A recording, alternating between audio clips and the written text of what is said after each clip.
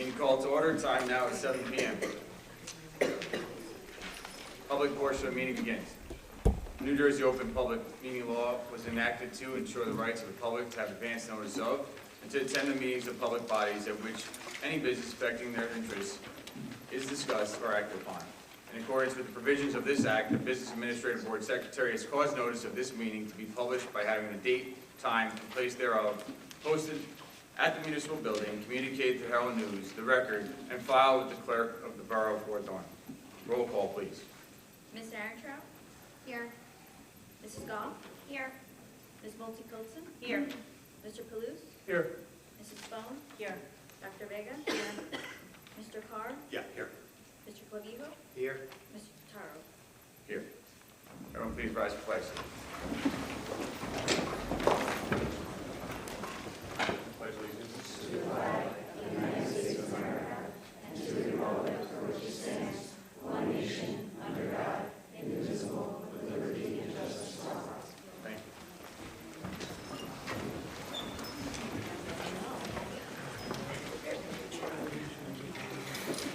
you. Meeting regulations. During each regular meeting, 2 opportunities are provided for citizens to ask questions and to make comments. During the first opportunity, early on the agenda, the meeting is open to the public for the purpose of addressing items listed for approval on this agenda only. The second opportunity occurs just prior to adjournment, where the citizens may address any subject matter that is pertinent to and are directly related to the operation of the school district. Persons wishing to speak must, upon being recognized, rise, state their name, address, and subject matter. Comments and questions shall be addressed to the board president or the presiding officer and shall be limited to 5 minutes per person. The board may or may not respond to the issues raised by members of the public at the time they are raised, but will provide a response if and when appropriate. The board asks that members of the public be courteous and mindful of the rights of the other individuals when speaking. Please note that the board will not respond to comments regarding students or board employees in light of the privacy rights held by those individuals. Moreover, the board discourages comments about such individuals and will not be responsible for such comments. Members of the public who choose to speak during the public session should carefully consider their comments, since they could be held personally liable for any statement they make. Finally, please note that in accordance with district policy, the board will not officially comment or respond to any matter mentioned unless it can confirm that the matter has first been brought to the attention of the appropriate school personnel and attempt to resolve the issue. That being said, before we begin the public portion of tonight's meeting, I would like to take a moment as president of the Hawthorne Board of Education to acknowledge the concerns, frustrations, and emotions that many members of our school community may be experiencing regarding the difficult budget decisions made throughout this year's budget process. First and foremost, I want the public to understand that these decisions were not made lightly, casually, or without extensive review and discussion over the course of many months. The Board of Education, Administration, and Finance Committee spent countless hours evaluating every aspect of the district's budget in an effort to preserve educational quality, student programs, staffing, safety, and operational stability, while also remaining fiscally responsible to our taxpayers. This year's budget presented one of the most difficult financial challenges our district has faced in many years. While there were several contributing factors, the overwhelming financial burden created by the unprecedented increase in health care costs placed extraordinary pressure on the district's finances. Despite receiving additional state aid, those increases were simply not enough to offset the substantial rise in health care expenses, contractual obligations, transportation costs, utilities, and other operational expenditures that continue to increase beyond the district's control. The reality is that healthcare cost increases alone consumed a significant portion of the district's available financial flexibility, forcing the administration and the board to make difficult decisions that no one wanted to make. Every effort was made to exhaust alternatives, review efficiencies, utilize reserves responsibly, and minimize the impact on students, staff, and programs before considering reductions. Throughout this process, our focus remains centered on maintaining the integrity of the classroom instructions, protecting student opportunities, preserving school safety and security, and ensuring the long-term financial stability of the Hawthorne Public Schools. While we recognize that some decisions may not be universally agreed upon, it is important for the public to know that these decisions were made based upon what the board and administration believed was necessary to responsibly manage the district both today and into the future. We also recognize that the very real human impact these decisions can have on employees, families, and our broader school community. These matters were approached thoughtfully, professionally, and compassionately by the administration. Whenever possible, efforts were made to reduce direct impacts throughout retirements, reassignment of opportunities, attrition, and other accommodations. To the members of our community who are attending tonight, I want to sincerely thank you for your engagement and participation in the process. Public input and community involvement are important parts of public education and local government. We respect the right of every resident, parent, staff member, and stakeholder to express their opinions and concerns.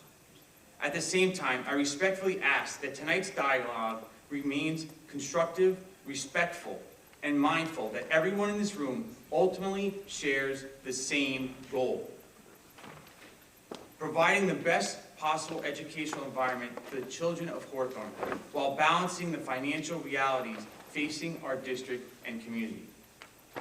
These are not easy decisions, nor are they decisions any board member takes pride in making.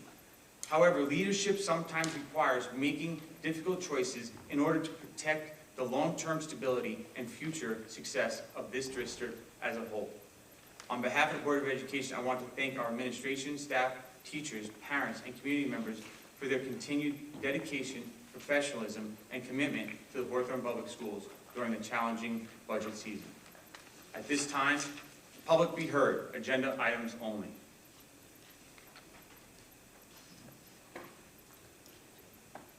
Seeing no one. I'm sorry. Public, we were confused what that meant. Sure. Is it Public be heard, That's right. so it's anything pertaining, the first portion is anything pertaining to items on the agenda. And then at the end, there'll be a second public be heard session, which is on any general comments. So if there's anything public be heard pertaining to the agenda, now's the time. Can I ask a broad question, like our budget decisions on the agenda for tonight? You can go to the mic if you want. State your name and sign in. So, okay. Hi. Stephen Landon, 330 Diamond Avenue. My children attend Washington and Lincoln schools. And thank you so much for your comments there. I guess pertaining to what you said, since that's on the agenda, my comments have to do with that. Sure. All right, so thank you for the opportunity to speak tonight about the importance of keeping fourth grade band as a part of the school curriculum. I know there are many difficult decisions facing schools in general right now, and I appreciate the work that goes into balancing budgets, schedules, staffing, and student needs. But I want to speak specifically about why curricular fourth grade band matters, and why replacing it with an extracurricular club or something along those lines is not an equivalent substitute. For many students, fourth grade band is their very first opportunity to discover music in a meaningful, hands-on way. It is often the entry point that opens the door to creativity, discipline, confidence, teamwork, and a lifelong love of learning. And to relate this to what we're talking about now, I feel like the context is that some of these budget decisions affect staffing, and because of staffing changes, that affects what the curriculum, what is offered through the performing arts program. At 9 or 10 years old, students are at a unique developmental stage. They're eager to try new things, capable of learning foundational skills, and still open enough to discover passions they did not know they had. If you remove access at this age, many students simply will never begin. And I noticed when I came in here looking around the room, we have pictures of Hawthorne Performing Arts, and I know that we're all sensitive to this, and we want the best for our students. So, but I think this is an important aspect to hear. But one of the biggest reasons curricular band matters is access. When band is a part of the school day, every child has the opportunity to participate. The instruction happens right in school, worked out amongst the teachers hired in the school district. The furthest a child has to travel is down the hall, and parents do not need to be flexible with work or aftercare to make sure that this can be facilitated. Our curricular program says that music education belongs to all students, not just the students who have the time, resources, or support system necessary to participate in after-school activities. Curricular band is structured, sequential instruction. Students learn music literacy, technique, listening skills, collaboration, perseverance, and performance skills in a consistent environment with regular instructional time. It is education and not simply enrichment. A dedicated, specialized expert teacher drives this program by enabling all students to achieve their goals. One teacher carrying the load of general and instrumental music at our elementary schools will, on its own, diminish the quality and accessibility of the entire music program. An after-school club, by nature, cannot replicate that structure or any kind of substitute that we decide on. Attendance fluctuates, instructional time is reduced, students are tired after a long day of school, participation becomes optional and inconsistent. The program naturally shifts from comprehensive learning to casual participation. And while clubs absolutely have value, they serve a different purpose. Clubs supplement education, they shouldn't replace it. I hope that we as a Hawthorne School District, all of us, continue to support the values our children learn, the skills our children develop, and the access open to them through curricular music education. Thank you. Thank you.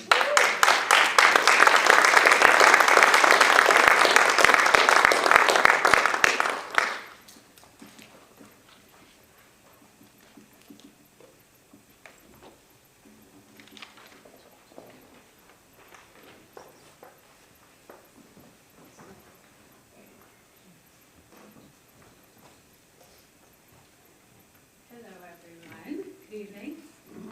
I'm going to start by saying that my name is Kiara Gary, and I'm here representing Washington Elementary School. So, as I stand here, can you guys hear me? Yes. I'm tall, so all right, well, as I stand here, I'm wearing a couple different hats. I'm sorry, just state your address to it. So I am protected by Daniel's law, so I won't be stating my address. It's confidential and it's private. Thank you.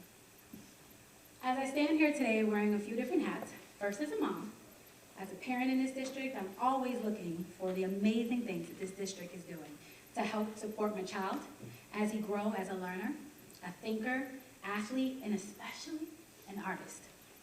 My son's personality screams stage, whether that's on the basketball court where he thrives or performing in a school play. I'm always searching for opportunities that allow him to express himself creatively and confidently through the arts.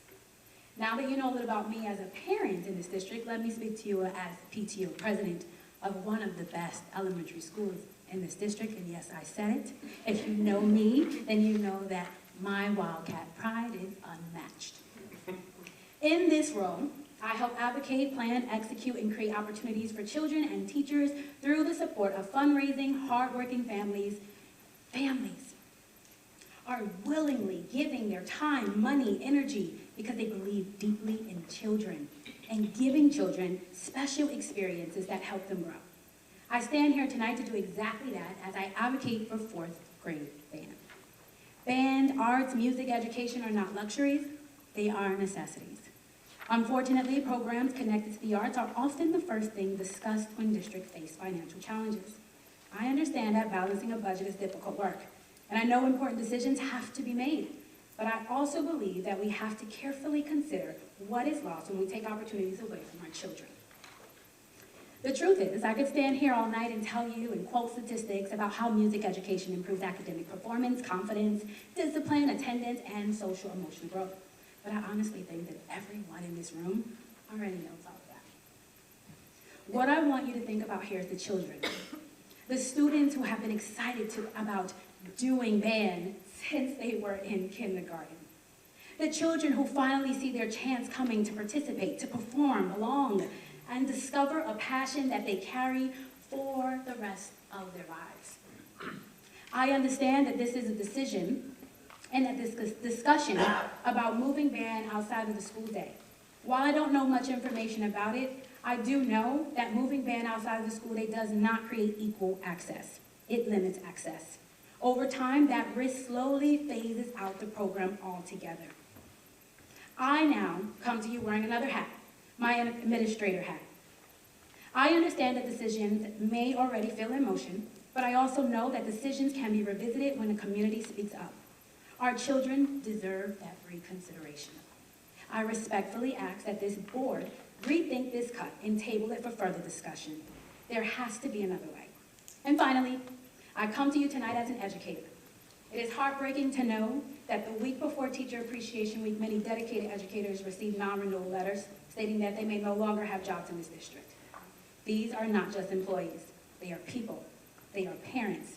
They are mentors and individuals who devote themselves to children every single day. And I know firsthand what that feels like.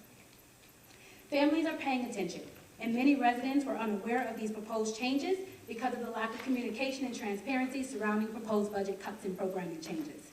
It was not until community conversations began taking place this week that many families even realized fourth grade band was at risk.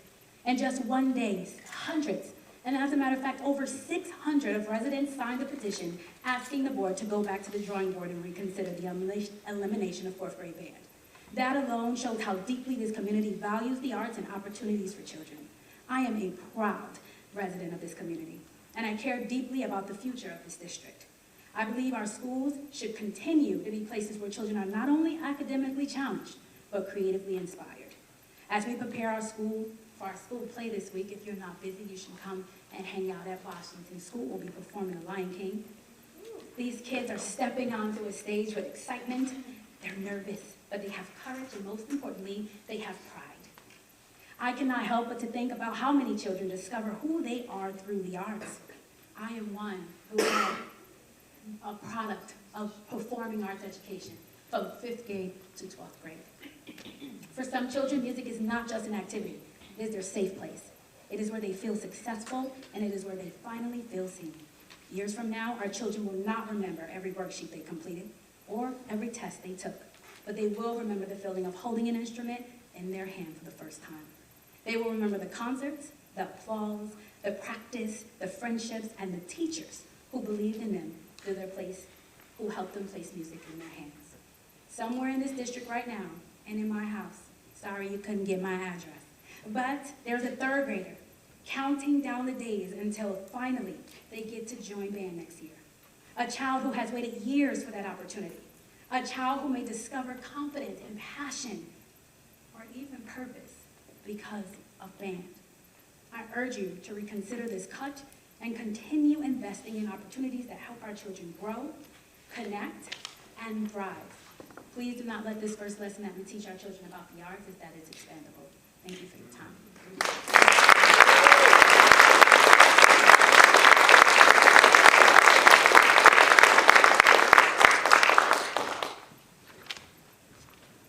Thank you. Anyone else?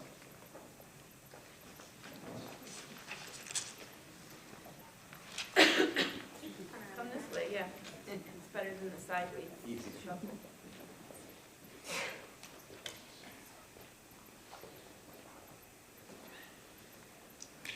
My name is Jack Lohr. I live on Van Winkle Avenue, 319. I'd like to reinforce what I've heard from the previous speakers. I stand here as somebody who began studying trumpet in the 3rd grade in a New Jersey school, and it changed my life. I proceeded to study all through, and I can still remember some of the songs I played as a student. I did want to ask a couple of questions about the agenda.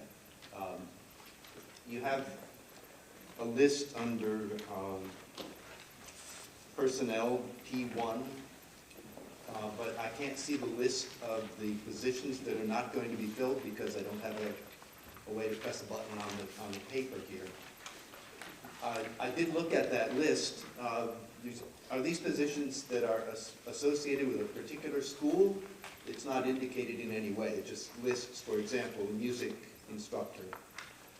Could you clarify something about that? And then secondly, I had a question. I'll just put this out as well.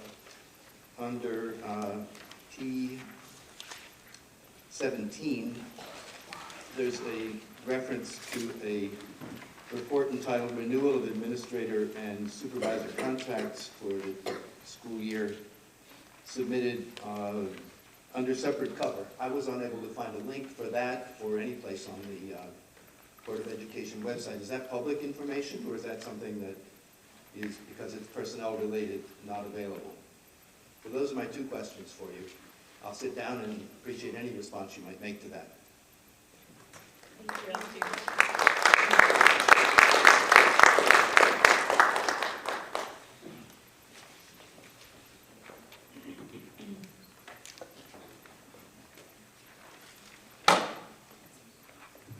Hello, good evening. My name is Hawthorne. I'm at 106 Maitland Avenue. As a mom of a third grader who has had his heart set on playing the drums next year, I'm not sure exactly, I haven't broken the news to him yet, and I hope I don't have to. But yes, it's not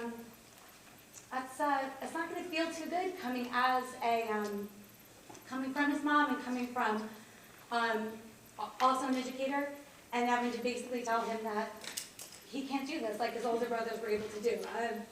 Once again, I'm really dreading that conversation. So I'm hoping we can really find a way. And it's really all about maybe, working with all of us in this room, including like saying, hey, this is a possibility, and reaching out to us and maybe finding a way, right? This is about finding that way. And maybe it doesn't have to go that way. I'm hoping that we can, listen to all of us, and we might have some ideas, and once again, work towards a different solution, a solution, and not, something obviously that's going to devastate obviously everybody in this room and others, because we are here for the moms and the dads right now who are at softball games and lacrosse games that couldn't be here tonight. So we are speaking on their behalf. I also have an 8th grader who had an amazing band experience in Washington School and in Lincoln School. My heart was full when he came home the other day. He said, Mom, I'm going to sign up for marching band. And I was like, oh, wow. This is a kid who doesn't really want to do anything with other people, so this was huge. Once again, my heart was just completely full, because he's like, Mom, I want to join this to make more friends, and to be a part of a family, and to be something that's bigger than him. And I have to think that these programs, starting at 4th grade and at 5th grade, and building, help make that possible for them, because that marching band is an amazing experience. I'm so thrilled that he's going to have the opportunity. Once again, I am thinking, obviously, all of us here, about those kids who might not get that, we might not catch them at the right time, so they'll want to do that, obviously, later in their experience here at Hawthorne. Speaking of that same 8th grader, he was also very fortunate enough to be a part of the PATH and the Network program. He, once again, hated school. This was the kid in COVID who pretended he missed 17 classes because he made a pretend screen that he was there. So, yeah, and I was shocked when I saw the attendant, and I was like, 17? And I was there. We were all in the same house. I was there. So, yeah, he pulled that off. But, so he really hated school. That network program completely changed him. He was like, Mom, I'm going to go to the Edgar Allan Poe theater show. And I was like, oh wow. This was like shocking for this child, but it opened up so much for him. I can't even explain it. It was just the most beautiful, beautiful thing. I'm not sure, like these things, they do come at a cost, but I can't tell you how valuable personally they've been to me. And I know everybody in this room, and the kids who might never even have those opportunities. We were talking about the Lion King before and a Pride, and we have a Pride here. There are so many wonderful parents in this room. We've dedicated hours and hours to our show on Thursday. Shameless plug, 7 p.m. If you're going to come, take us out the door. But we spent hours and hours, and to see the magic that these kids can do. And as parents, we love doing this, and this is on our own time. But there's also things too, for example, talking about a club after school. My questions are this. Will there be buses for the kids who would need a bus situation home? Is it going to be accessible to all? I was late coming here today because one of the parents, they were running late from work to pick them up from that, from our rehearsal that ended at 6:30. So it's difficult with the club, and lots of parents have to say no because of their schedules, not for the children. So that after school is is it really going to be available for everybody? And obviously, parents have to make that choice, and they don't have to make it if they can just come in class, come in school. It's there for them. And once again, that's so valuable. Because so many kids couldn't be a part of our after-school activities because obviously parents and working and other children's schedules. So if that could be also kept in mind. If this after-school band program exists, will they be allowed to participate in concerts at the school? That's a question I have. Can they play with the fifth graders, which is super fun for them? Will those same opportunities be made available, or some questions I have? And again, with the Gifted and Talented program, if that program gets incorporated into a teacher's curriculum, will the staff be compensated for writing that curriculum? When will that curriculum be written? How will the children be chosen for the program? Will there be training for all the teachers if all are required to incorporate that into their daily agendas, and obviously other curriculum needs that need to be met? And once again, also to mention what Carrie mentioned too, this came really as a shock and a surprise, and I'm hoping you could work with all of us here to help, once again, find a way. Find a way, we can get creative, we can get together, we can work with you, so we're looking forward to doing that. Thank you so much for your time.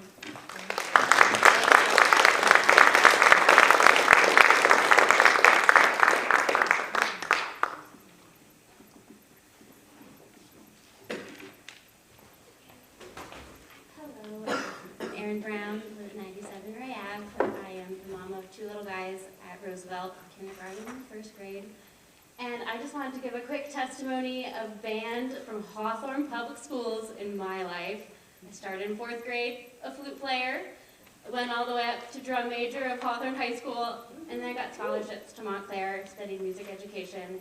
And then I took it to all over the world. I performed in Asia, Europe, and South America, and then went to South America and brought instruments down to a slum community of Guayaquil, Ecuador, and taught band to kids, little kids in this community, in order to just bring this to their lives. And this changed so much. I remember a kid's house burning down, and she grabbed her trombone and came to me and said, "Señorita, I saved my trombone." So band, my brother also grew up here, did the same thing. He went to Northern Africa, did the same thing with music in the community that he lived in there. So band, music does so much, and I'm thankful for the music education that I had here in Hawthorne, and I want my kids to have the same. Thank you. Woo!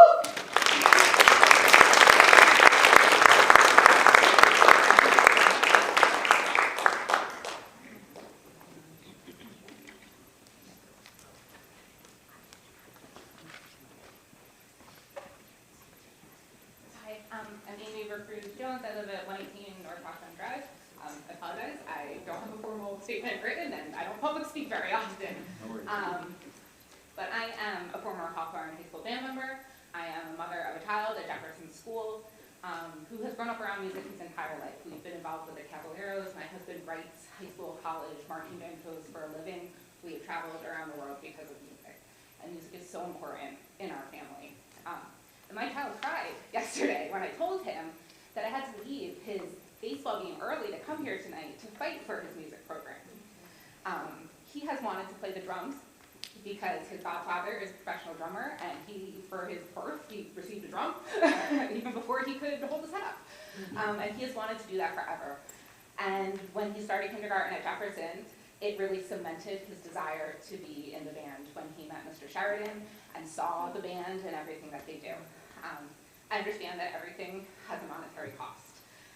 But what about the cost to our students? We know that music education is known to improve cognitive development in students, reading, language, deductive reasoning skills, and their emotional intelligence. Music can solve so many problems. There are music therapists that have healed people with music, and it is such a shame to think that we're going to lose part of that. I think these losses seem to outweigh the monetary cost. So I very much hope that we can find a way to maintain fourth grade band in this district and continue to grow the arts program in Hawthorne rather than take it away. Thank you.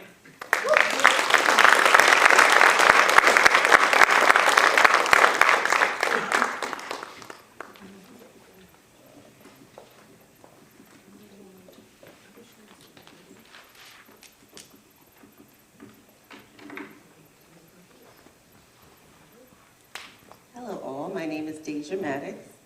Again, I wasn't planning on speaking tonight. I'm at 180 South Avenue.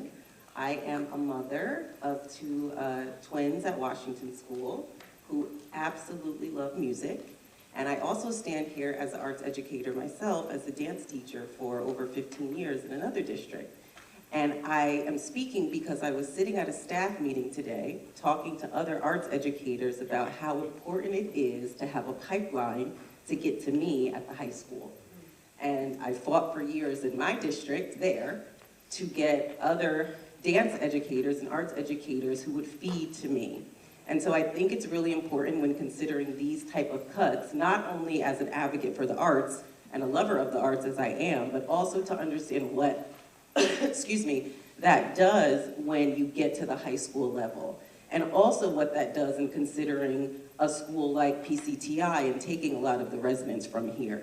So I think it's really important that we advocate for the arts and arts education, but I think it's also important to remember that a pipeline to middle and high school is very important for the success of a program and also for the kids' ability to reach higher levels in arts education. So please think about that as we reconsider these cuts. Thank you so much.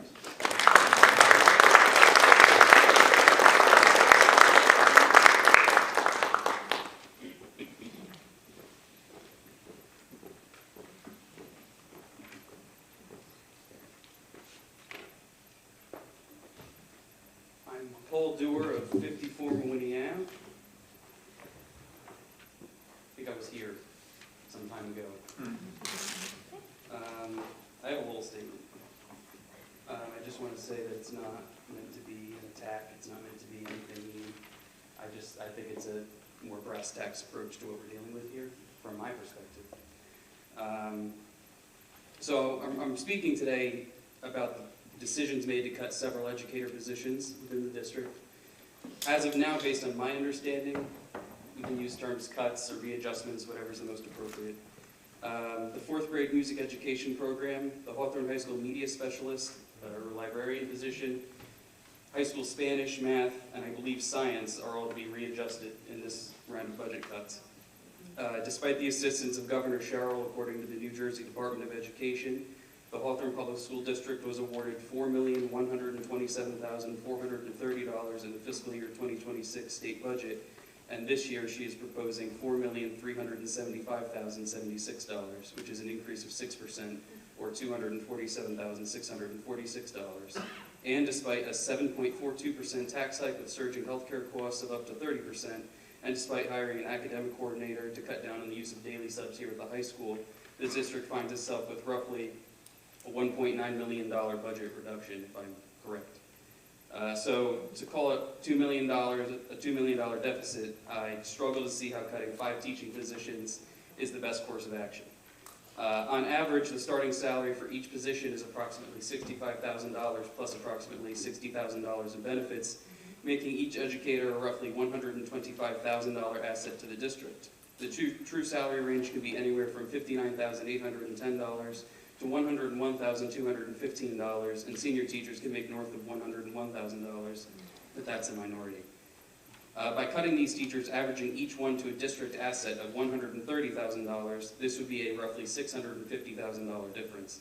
There are, however, roughly 1 1/2 dozen administrators working throughout the district, each making between $120,000 to $200,000 plus $100,000 in benefits. This makes each administrator a roughly $300,000 asset to the district. In essence, one administrator is worth roughly 3 teachers. Why cut into teacher staffing and academic programs when there is a clear bloat at the highest levels in the Hawthorne Public Schools District? If our motto is creating future generations of leaders, would the best course of action not be to lead by example?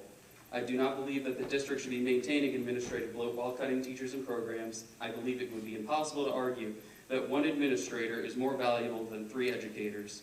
3 educators is 3 subjects, almost 1 whole department, and can make up 1/2 of a child's daily schedule. I challenge the Board of Ed decision to cut these positions. Why did we need to hire an assistant superintendent for a district of our size with a starting salary of $159,000 per year plus benefits?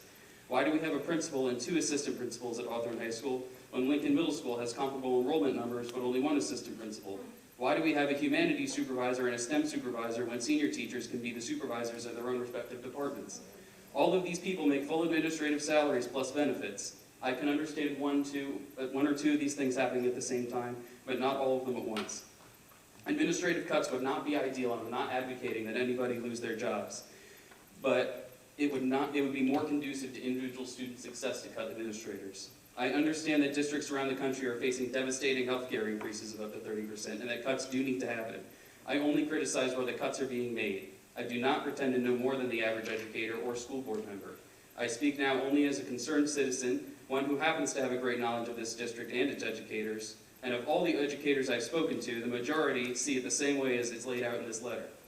That is the benefit of spending time in the classroom, both as a student and a staff member. It's the best way to have the pulse of the day-to-day students and employees. Perhaps we would benefit from having school administration that spends more time in the classroom solving 2 problems with 1 solution. As an instructional substitute teacher in the district at all 3 levels of education who has suffered from a lack of district communication, as well as a Roosevelt Elementary, Lincoln Middle, and Hawthorne High School alum, I'm passionate about seeing my hometown school district being run in the most efficient and cost-effective ways possible. With this round of cuts, I do not see cost-effectiveness or efficiency in the best way possible. Data-driven results is not conducive to student success. Thank you for your time.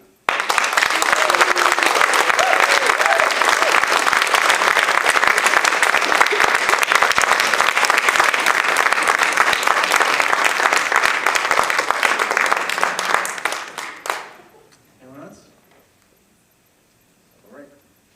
Moving on. Approval of the minutes. April 21st, 2026, regular meeting, public and private. April 27th, 2026, budget presentation, public. Motion. Second. Motion by Mrs. Goff, seconded by Ms. Moulton. Discussion. Roll call, please. Mrs. Goff? Yes. Ms. Moulton-Colson? Yes. Mr. Palouse? Yes. Mrs. Spone? Yes. Dr. Vega? Yes. Mr. Carr? Yes. Mr. Covino? Yes.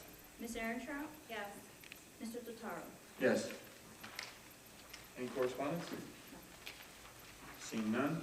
Moving on to reports. Our student council representative report, Jonathan Barbarisi. Good evening.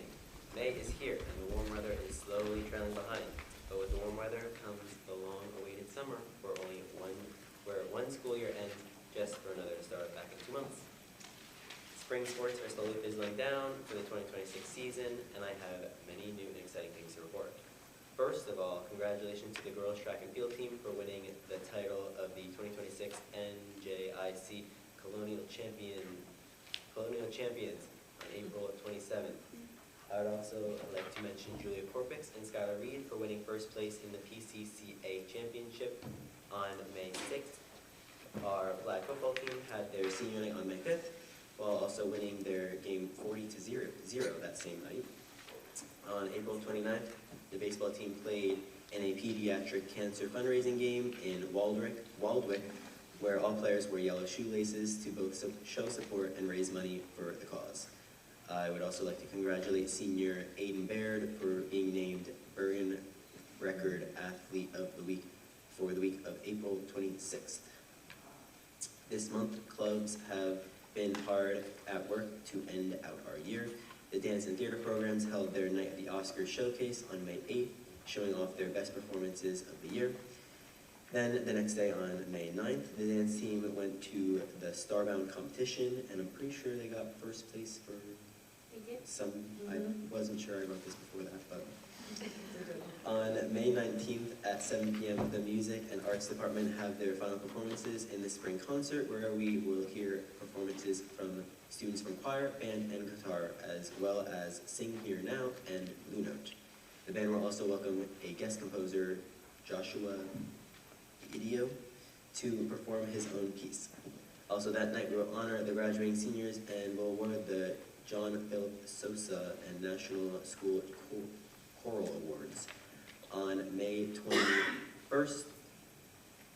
show will be held in the HHS courtyard and main hallway, where pieces from all HHS art classes will be displaying their work from the year, along with dedicated displays for each of the Studio Art Honors seniors, including myself.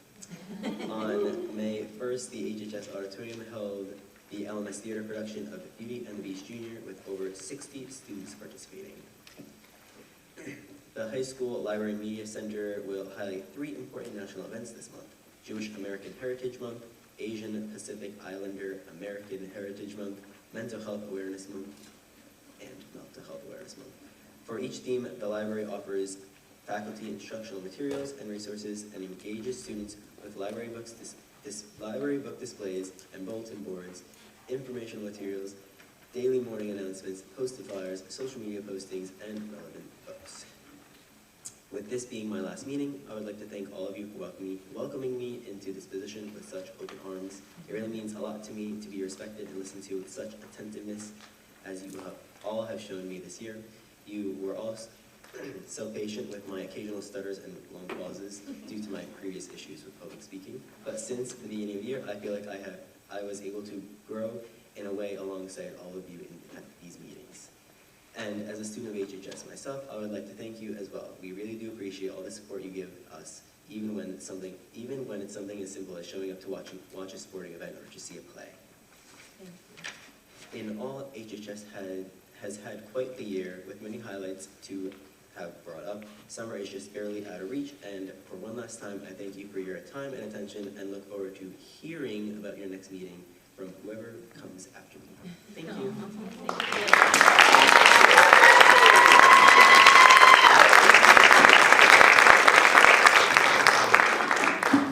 It's time, Superintendent's report. Good evening, everyone, and thank you, Jonathan, for your final report. You're certainly going to be missed. You're my first student rep upon coming into this district, and couldn't ask for a better representative of the students of this district. And to kick off tonight, I know we have a lot to talk about, and as part of what you mentioned prior, all of the concerns that you have, I'm going to give my superintendent report, and I'm going to answer as many of the questions that you brought to my attention. But to kick it off, we have 2 events that we want to call attention to. The first is the recognition of Mr. Jonathan Barbarisi. And Jonathan was one of the very first students that I actually met here in Hawthorne. I knew right away that he was a special kid. He's smart, candid, thoughtful, deeply committed to this school community, and thankful to all of us, very, very funny. Jonathan represents the best that Hawthorne High School offers, and throughout this year, he served as the board representative with maturity, with professionalism, and with insight beyond his years. He has consistently provided thoughtful updates, offered the student perspective with honesty and confidence, and represented his peers with distinction. I'll also say he is involved in everything. He takes a ton of APs, and he stays here with us until 8 or 9 o'clock once a month. So I know that's a lot, and we appreciate you very much. I'm very excited. When I say that he represents some of the best that Hawthorne has to offer, we had so many kids that went to amazing universities for next year or going on to great careers. Jonathan, after us talking this over many times at the board meeting as to where he's going to go to college, he finally decided he's going to go to Iowa State and major in engineering. I think he deserves a round of applause.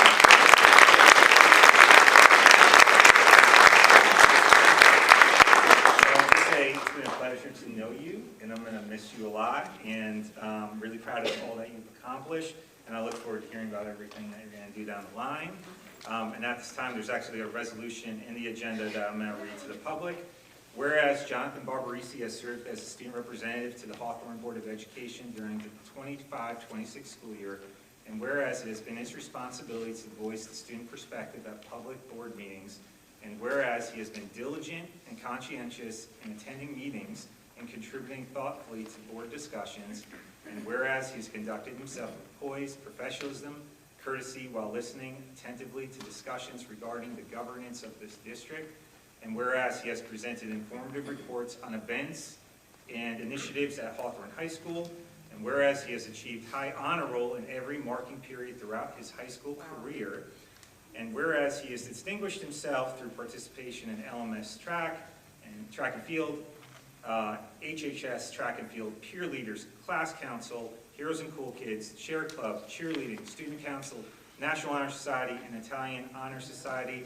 Now therefore be it resolved that the Hawthorne Board of Education expresses sincere appreciation to Jonathan Barbarisi for his outstanding service and extends its very best wishes for continued success. Congratulations, Jonathan. And on behalf of the Board of Education, I will present you with a certificate. So, thank you very much. And this says, Jonathan Barbarisi is hereby awarded the Certificate of Appreciation and Recognition of the Valuable Contribution made towards the cause of forwarding education in Hawthorne community as the Hawthorne High School Student Council Representative to the Board of Education for the 25-26 school year. Congratulations.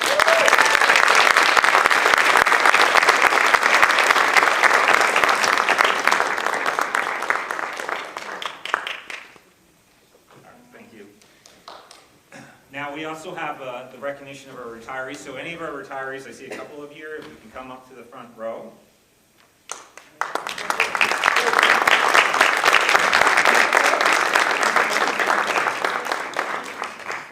Not all of our retirees were able to make it, but I still feel it's important that we recognize them. So I'm going to give a little bit of insight, which came from their supervisors within their building and on the district level. First is Mr. John Brown, who was unable to attend tonight. After many years of dedicated service, John Brown is retiring from the Hawthorne Public Schools.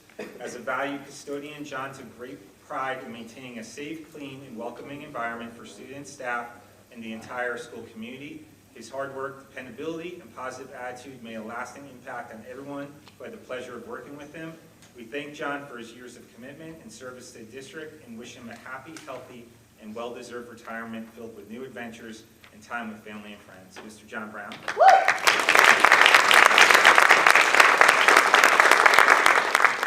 Next, we have Mrs. Teresa DiGeronimo. This is written by the administration at Hawthorne High School. It is both an honor and a bittersweet moment to recognize the retirement of Mrs. DiGeronimo, our outstanding library media specialist at Hawthorne High School. For many years, she has been far more than a media specialist. She's been a teacher, mentor, and trusted guide for countless students. The HHS library is not just a space for those who have ever been in it. It's a beautiful environment for our students to learn. It's an experience shaped by our vision, energy, and commitment to creating a true hub of learning and connection. Mrs. DiGeronimo's professional knowledge is exceptional. She's helped students navigate research with clarity and confidence by focusing on 3 essential pillars: knowing what you're looking for, where to find it, and how to search effectively. She breaks down complex processes into manageable steps, preparing students for the demands of college and beyond. At the same time, she has led our school community in understanding the challenges of misinformation and the evolving role of AI, ensuring both students and staff are equipped for today's digital world. Her work with students is both personal and impactful, whether guiding seniors through the research process or supporting them one-on-one with citations and structure. She brings patience, clarity, and expertise to every interaction.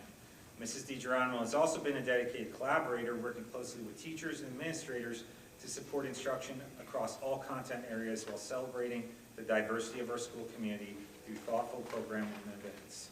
As an avid novelist of both fiction and nonfiction, a presenter at NJECC Technology Summits and Texpo, and a recipient of the Unsung Hero Award from the New Jersey School Boards Association, she has made a lasting impact on education at every level.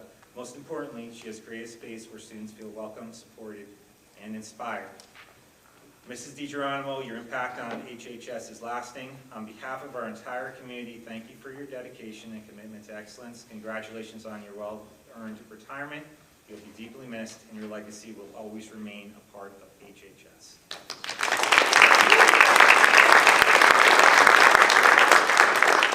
This is the second time that I'm able to recognize Mr. Cheeto Figueroa.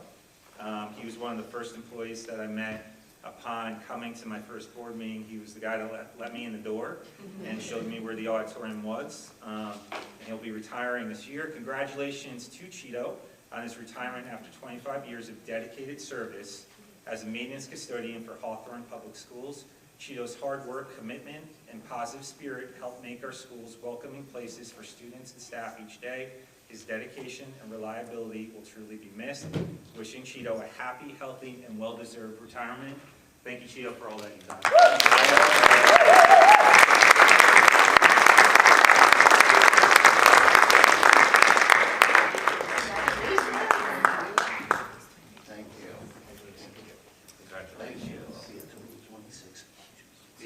Thank you.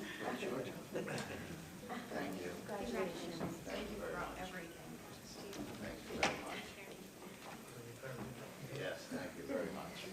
Next, I'd like to recognize Mrs. Barbara Mulvey, and this was written by Mrs. Dever, her school principal.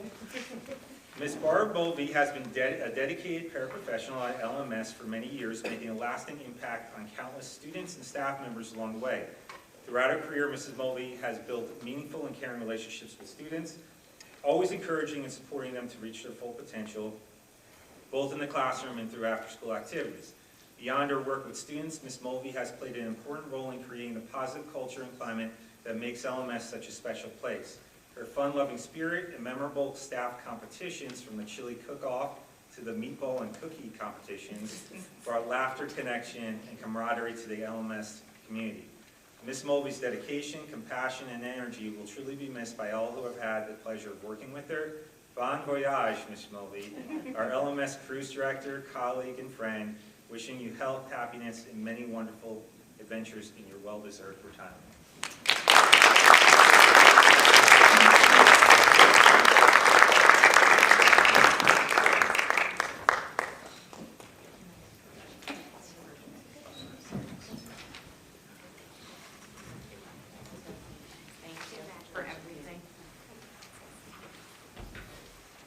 Next, we have Mr. Antonio Ordinova. Congratulations to Antonio on his retirement after 25 years of dedicated service to HHS as ninth lead custodian. Your hard work, dedication, and commitments to students, staff, and community have truly made a lasting impact. Wishing you a happy, healthy, and well-deserved retirement.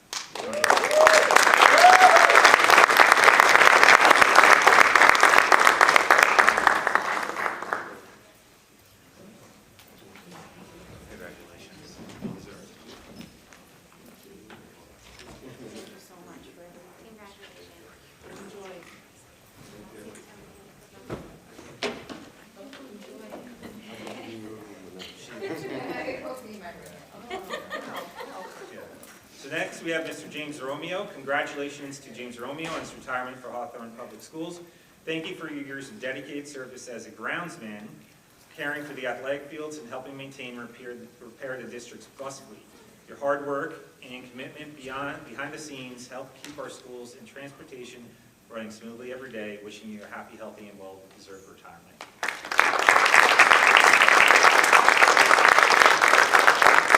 Next, we have Mrs. Julie Schmidberger. In celebration of her well-deserved retirement, we honor Ms. Julie Schmidberger for her years of dedicated service as a paraprofessional in the district. Throughout her remarkable career, she supports students at the elementary, middle, and high school levels, contributing her expertise to a wide range of special education programs. Ms. Schmidberger consistently embraced new challenges with professionalism and care, also placing the needs of her students first. Her strong work ethic, reliability, and genuine compassion made her an invaluable presence in the classroom and a trusted colleague among staff and administration alike. The community of Hawthorne was truly fortunate to benefit from her dedication, knowledge, and unwavering commitment to student success. Her impact will be felt for years to come, and she leaves behind a lasting legacy of kindness, support, and excellence. We thank Ms. Schmidberger for her extraordinary service and wish her all the best in a happy and fulfilling retirement.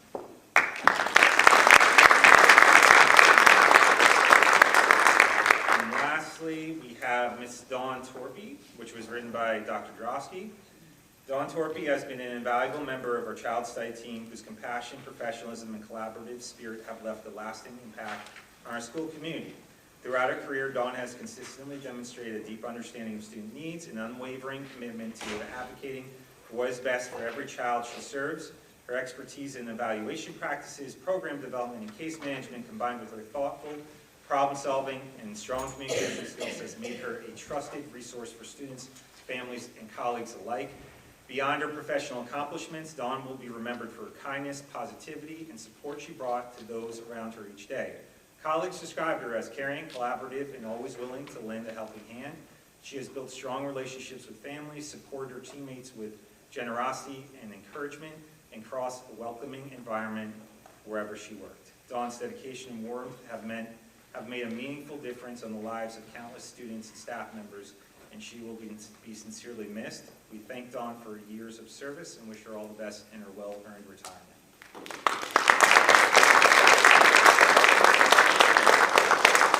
So just a couple notes before I speak to the budget. So as we move to the end of the school year, we already have celebrated many outstanding events across our district, and we still have many exciting moments ahead. We mentioned a couple of the plays that are upcoming this week. I encourage all families to regularly check our school and district calendars for details regarding concerts, moving up ceremonies, graduation celebrations, and other important end-of-the-year activities. I also want to thank and congratulate everyone that supported the CPAC Color Run this past month. We were fortunate to have beautiful weather, and it was clear that everyone involved had a wonderful time while supporting an outstanding cause.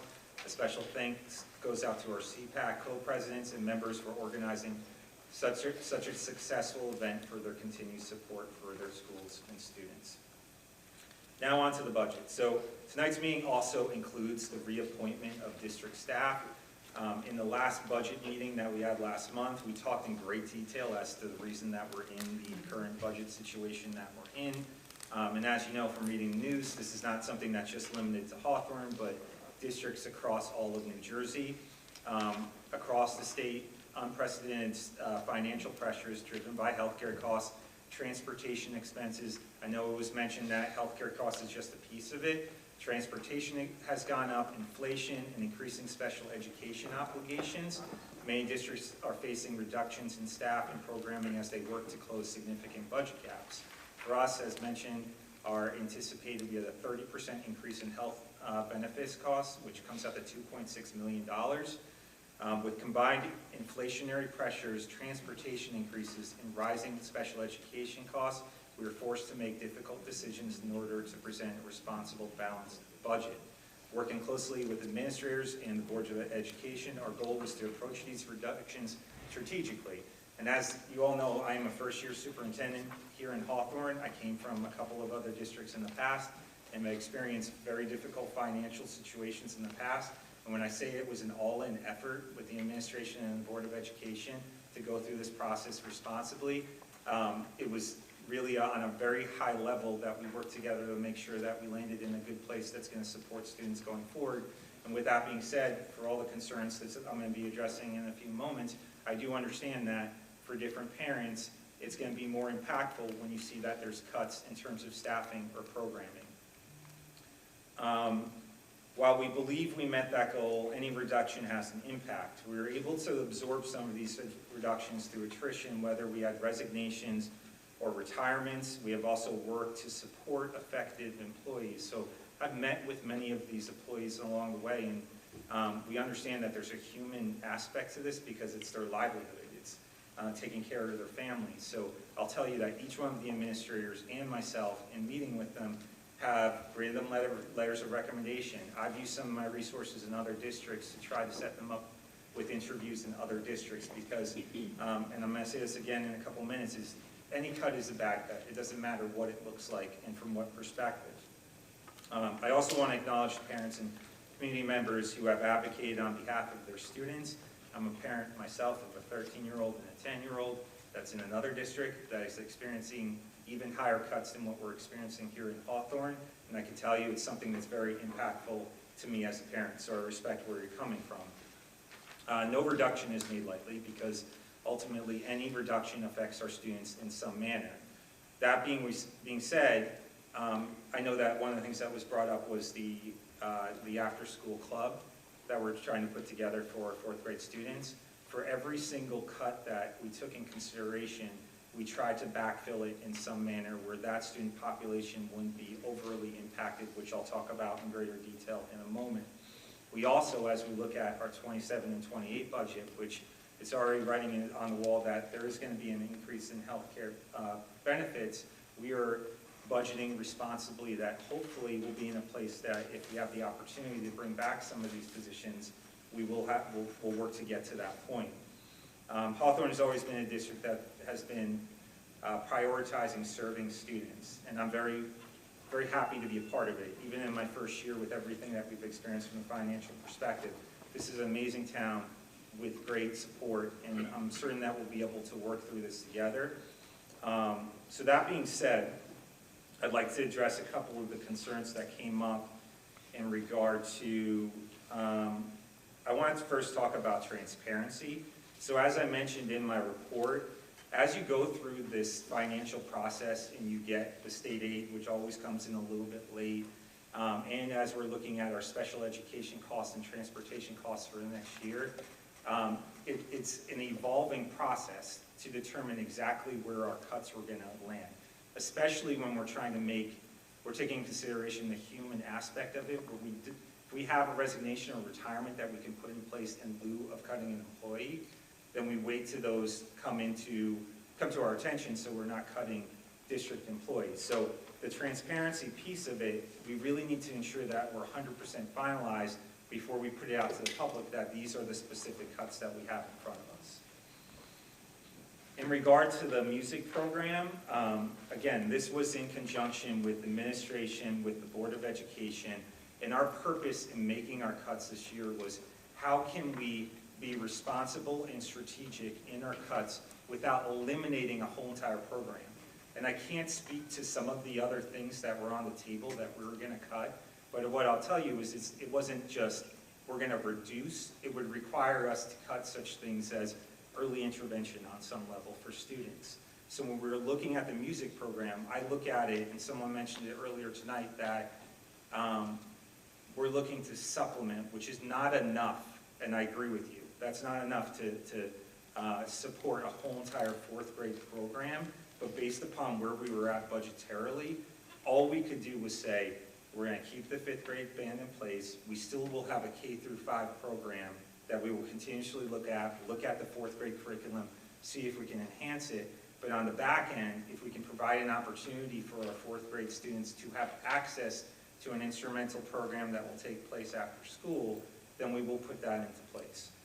So again, it's not a cut that any of us really wanted to embrace, but it was something that was in lieu of more drastic cuts that would disrupt classroom instruction.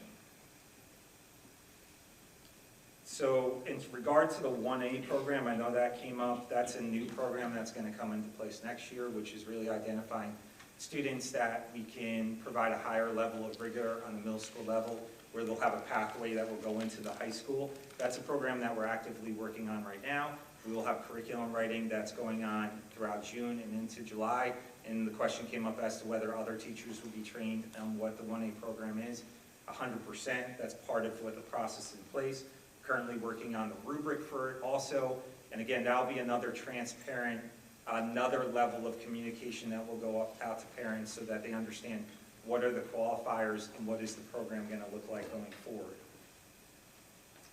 In regard to administrator cuts that came up, what I'll say is that I came from, and people hear this come out of my mouth a lot, is that I came from Wayne, which was a large, highly successful academic district in which we had a lot of administrators in place. And when I came to Hawthorne, the first thing that I noticed from our administrators is they are very dug in on a daily basis, doing more than sitting at their desk or putting out emails to parents. They're in classrooms, they're supporting students, they're counseling students, they're working with parents. So the level of work that they're putting in on a daily basis is what's contributing to the success of our students in the district. So did we take in consideration administrator cuts as part of this process? The answer is yes. And as a product of that, which is on the agenda tonight, we had to cut our director of counseling, which is a difficult decision to be made. So where does that go from there? Because I know one of the things that came up was the assistant superintendent position, which was put into place. So our director of education, Dr. Trebona, who is going to another district and being promoted, I just want to give you an idea of what she was doing prior to leaving. So she currently oversees K-12 instruction, district professional development, state and federal grants, ESL services, gifted and talented, basic skills program, district testing, 504 oversight, federal grants, the district improvement plan, chronic absenteeism initiatives, the 5-year educational plan, staff PDPs, teacher mentoring and orientation, district data management, licensing compliance, student teachers, nursing services. She's the affirmative action officer. She also is responsible for 50 evaluations and for 14 summative evaluations on an annual basis. That right there is more than what a typical director of education would do in another district. So when hiring and moving to an assistant superintendent model, it was a restructuring of the administration as a product of the fact that we're losing an important director in the director of counseling. So now the new assistant superintendent is going to inherit all of those obligations and responsibilities. In addition to, we'll be spreading out the responsibilities that come with the director of counseling, which the new assistant superintendent will be taking on a lot of that role. In addition to, and I'm just going to point this out because it is public knowledge, is that that decision to hire an assistant superintendent in lieu of a director of education actually came under budget from what the position was in the past. So when I say that every decision was made in a financially responsible manner, based upon the crippling budget that was in front of us, we didn't want it to be in lieu of your child's education. Administrators are the ones that are really driving to ensure that your students are receiving top-notch education, ensuring that teachers are doing what they should be doing in the classroom, and receiving the support necessary in order to be great instructors in the classroom, making sure that your students are successful. So I will go on record and say that we made a cut from the administrative perspective. We made cuts from the maintenance, custodial, teacher, non-instructional staff, so it wasn't limited to just one particular area. It was brought up in terms of transparency, in terms of the personnel that were cut. I'll talk to that very specifically. So we did the media center specialist position at the high school, which was a difficult cut for us. Again, what we're hoping to do is to back channel that to support it in the future. In the immediate future, we're going to provide teacher coverage duty, not paid, in which that area will continue to be open for student support. And down the line, my hope is to have maybe potentially a part-time person managing the media center, because it is a place that we want to keep up to date and make it a welcome place for our students. There was a LMS teacher that was on there from the math perspective. We were able to absorb that from within. From the LMS perspective, we had a computer teacher that we were forced to RIF in lieu of that elective not being offered, because we have 2 computer teachers there. We're going to offer an elective of dance, which I think is a great alternative where our students will be able to receive a different option in terms of an elective that will take the place of that position. From the special education position that occurred at Roosevelt, in which we had 2 smaller sections that we were able to combine into one. From the Spanish position on the elementary level, I want to talk about what that looks like from the state perspective. We're required, there's grade bands of K through 2 and 3 through 5, in which we're required to provide exposure to foreign language on the elementary level. We're going to continue to do that. It's just that, like many other districts, we're going to be moving to an online component that we feel very strongly about, in which students, it's more of a self-paced process, where they'll still receive that exposure and fulfills the mandate of the state. From the 5th grade perspective, that is the elementary instructor, is at Jefferson. I think many of you heard that we're combining sections and moving it to a class of 24 students. And what I'll say is that across the state of New Jersey, when you talk about the upper elementary levels, many of them are averaging mid-20s in terms of that contingency of students. And I also feel comfortable for it because it's the year before they're moving on to middle school, where they're going to be put into classes in which there's going to be more students.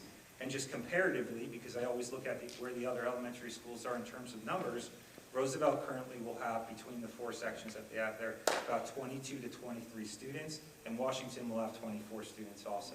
So when talking about making responsible cuts, to move it to one section rather than have it be 12 and 12 made sense. We discussed the instrumental music. From the director of counseling perspective, that's one in which it's going to be absorbed by mostly the assistant superintendent. So I believe I talked to most of your items. What I'll say is that anything that I missed out on, I'm going to be watching the video. I will reach out to any other concerns that came up.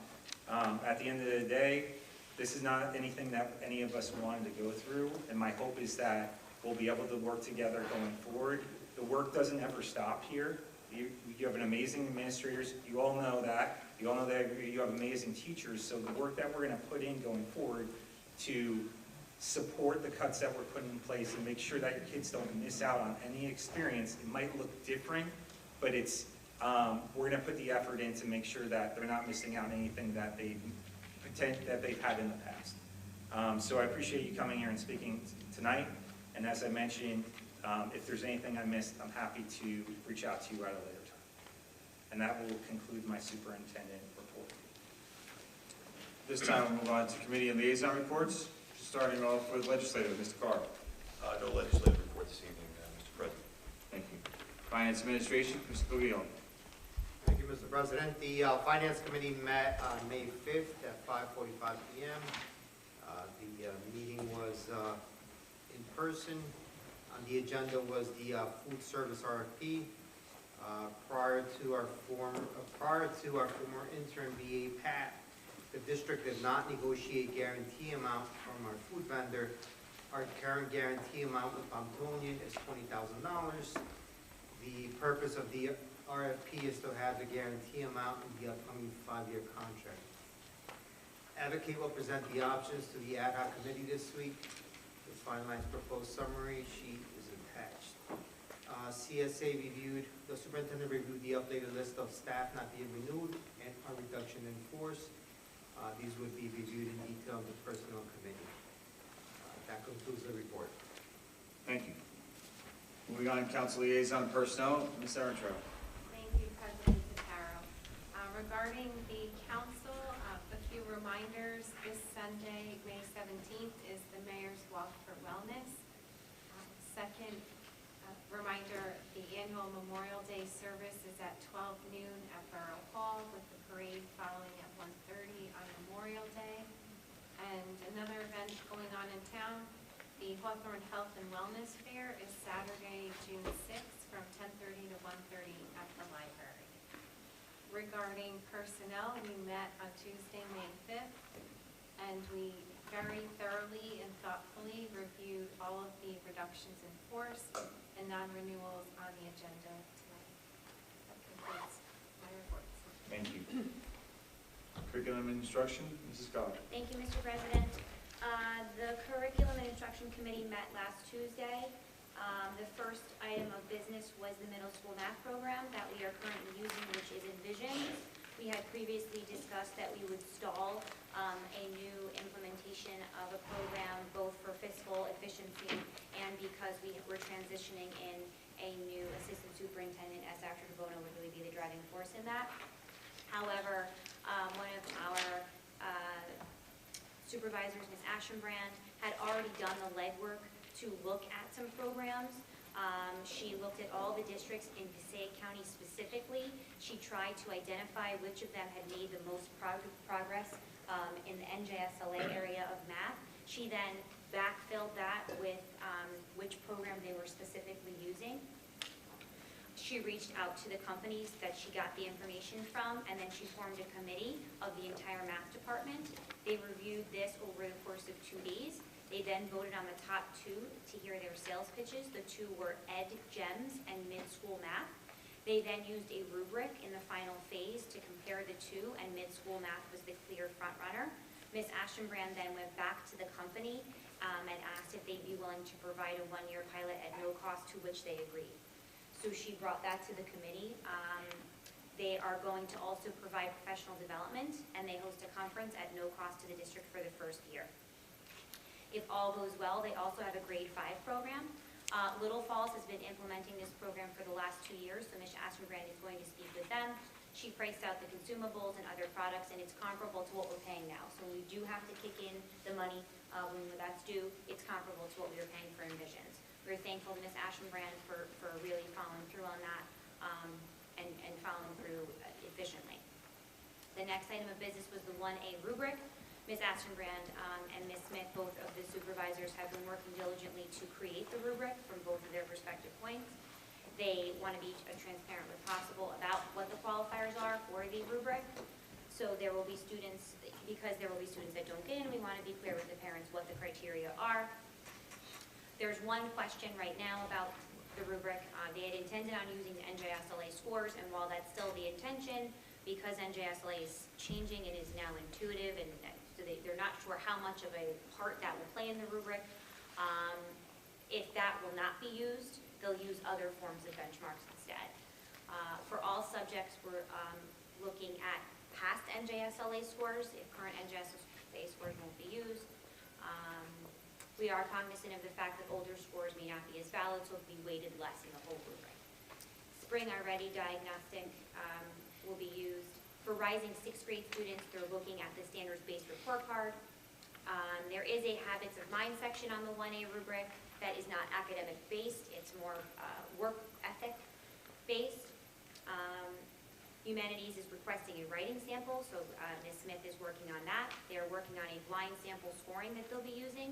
They feel that they look at it as a holistic rubric. If a student does not get in, there is an appeal process that will be listed on the website once it is finalized.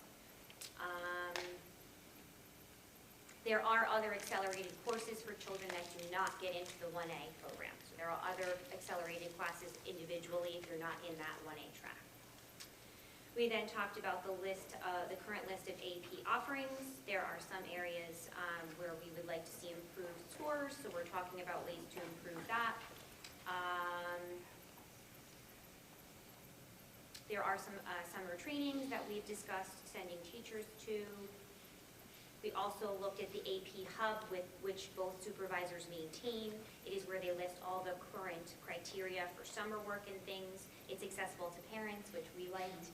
I have a college student, so I know that while they are young adults and they are responsible, it's nice for parents to have access to something that's not in a Google Classroom.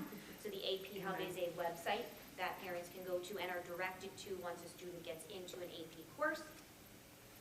We also discussed summer assignments, something that we brought up in the past. Mr. Mignonelli shared that he supports worthwhile summer assignments that promotes engagement. Right now, it's primarily an ELA assignment that's available for students.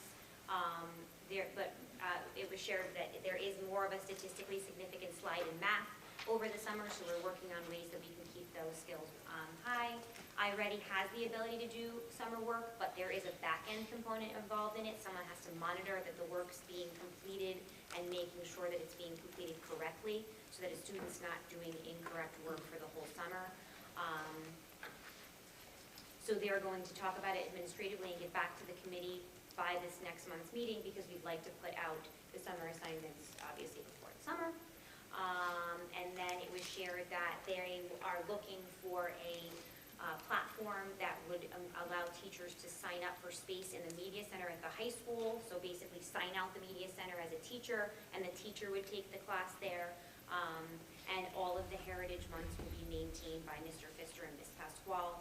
Ms. DiGeronimo does a lovely job of promoting different and various things each month. So Mr. Pfister and Ms. Pasquale both would be taking that on.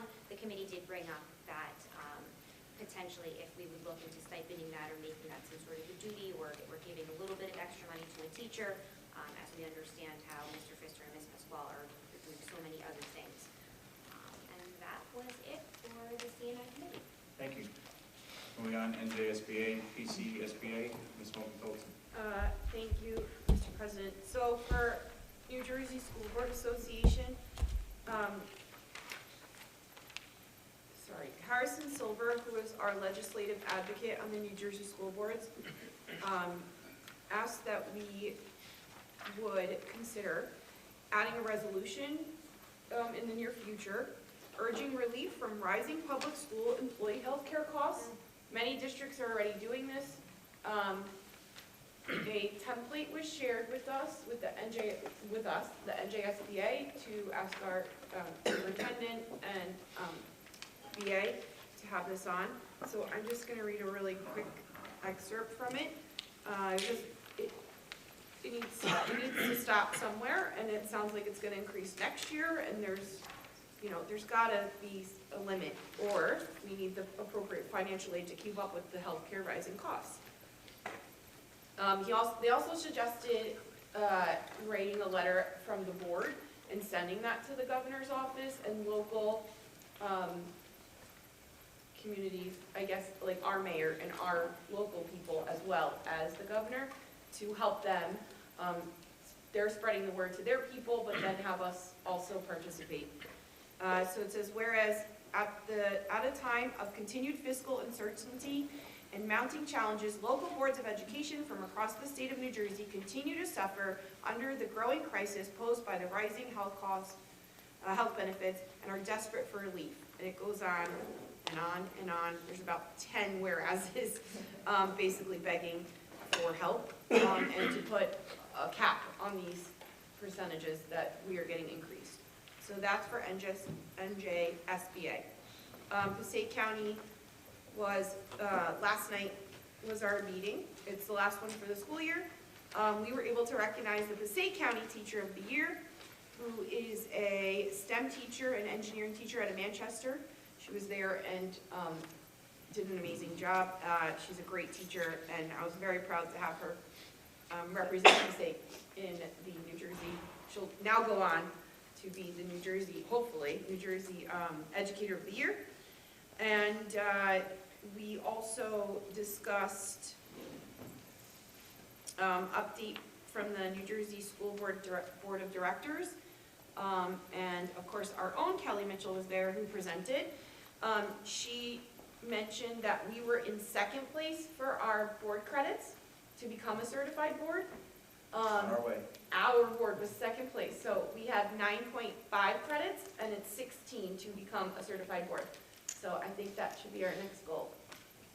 That's it. Thank you. She actually told me, hopefully after our next board goals meeting, that should hopefully put us at that point where we can get That would be awesome. be accredited. Thank you. Thank you. Mr. Palouse, HEF, CPAC, and PTOs. Thank you, Mr. President. I'll start with Washington School. No, I'm good. My eyes adjusted. They brightened them up a little bit, thank you. Washington School, I just want to mention, which was already mentioned, Lion King is going to be presented on May 14th at 7 p.m. There is a flyer on their Facebook page if anyone's interested in finding out a little bit more information there. Roosevelt PTO is having a yard sale on May 16th. Local vendors and residents can rent space or a table to sell their items. It's 9 a.m. to 2 p.m. at Roosevelt School. $25 for a space, and you can book your space by May 14th. Again, for I think that's this Saturday, it's May 16th. LMS PTO, I believe it's a 3-on-3 basketball tournament with the 6th, 7th, and 8th graders. It's 6 p.m., doors open, there's going to be a snack stand. Tickets are only $3 if you want to be a spectator and go check that out. And then Hawthorne High School here, PTO, project graduation is a very expensive endeavor. It's about $25,000 every year, but it's really important for the seniors to have a really great last event. And it's a way to keep our kids safe. So there is going to be a $10 per ticket raffle, and the $500 gift card will be for Soho Day Spa. So again, it's a $10 gift ticket if you can purchase one of those to help support project graduation. And then I'm just going to round it off, but I got a lot here to say for the CPAC Color Run, the 8th annual Color Run.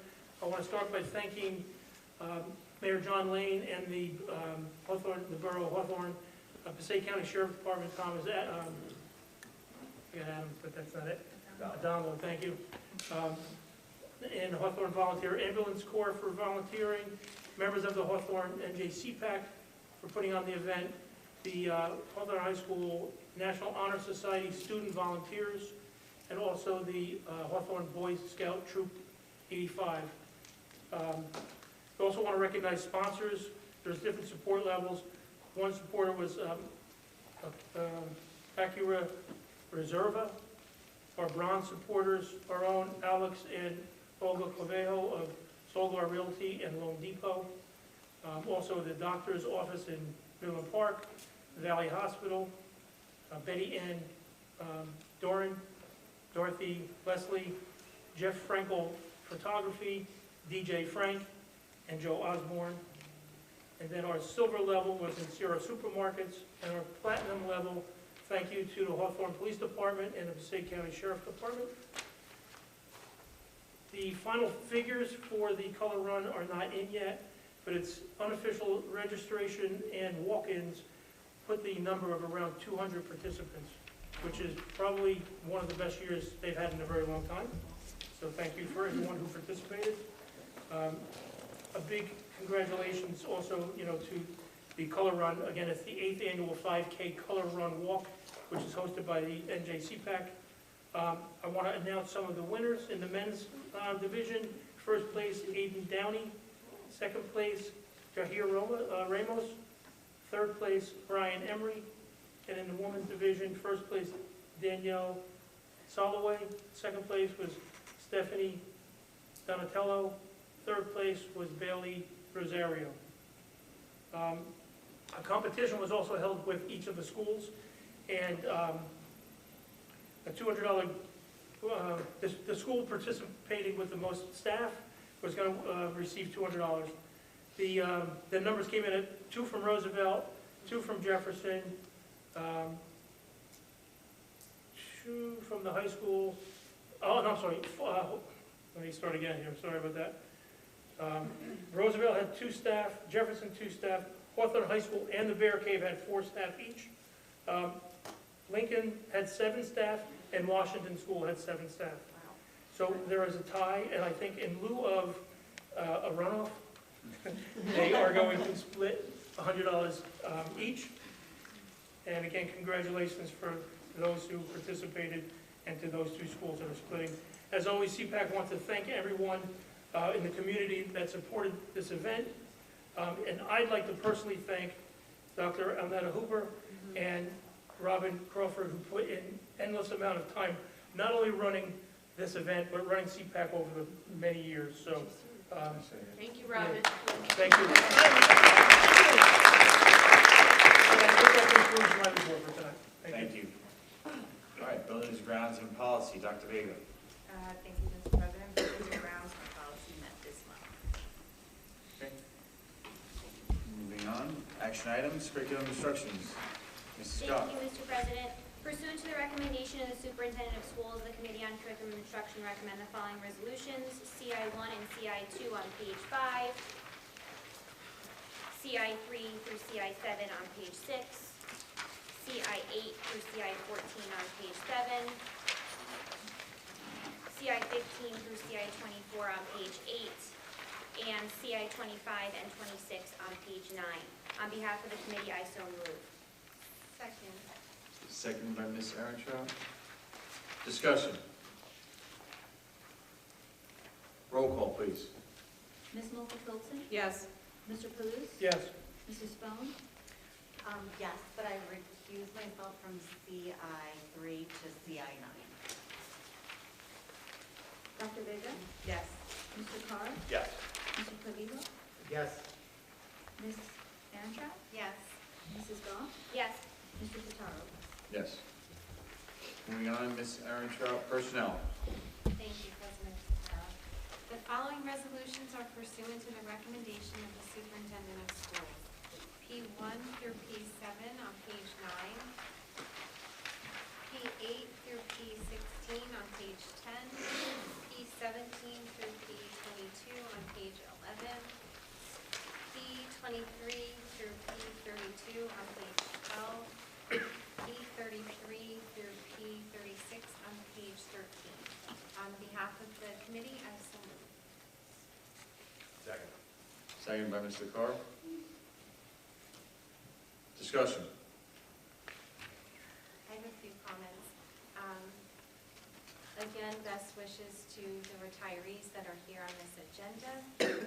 I also want to congratulate the staff on here who have reached their milestones and are receiving their increase in longevity. Also to echo President Tataro and our superintendent's sentiments, while there were some challenges that we discussed that are on this agenda, it is nice that the administration is doing what they can to help staff members, as mentioned before. And lastly, I'd like to thank all of the community members who shared comments regarding the this section of the agenda. Your voices are valuable, and thank you for sharing. So, that concludes the comments. Any other discussion? Roll call, please. Mr. Palouse? Yes. Mrs. Stone? Yes. Dr. Vega? Yes. Mr. Carr? Yes. Mr. Clavijo? Yes. Ms. Arentraut? Yes. Mrs. Goff? Yes. Ms. Multi-Colson? Yes. Mr. Totaro? Yes. Finance Administration, Ms. Cleo. Thank you, Mr. President. Pursuant to the recommendation of the Superintendent of Schools, the Committee on Finance and Administration recommends the following resolutions. F1 through F3. Moving on to F4 through A5. And through 15, A6 through A8. On behalf of the committee, I so move. Second. Second by Mr. Palouse. Discussion. Seeing none, roll call, please.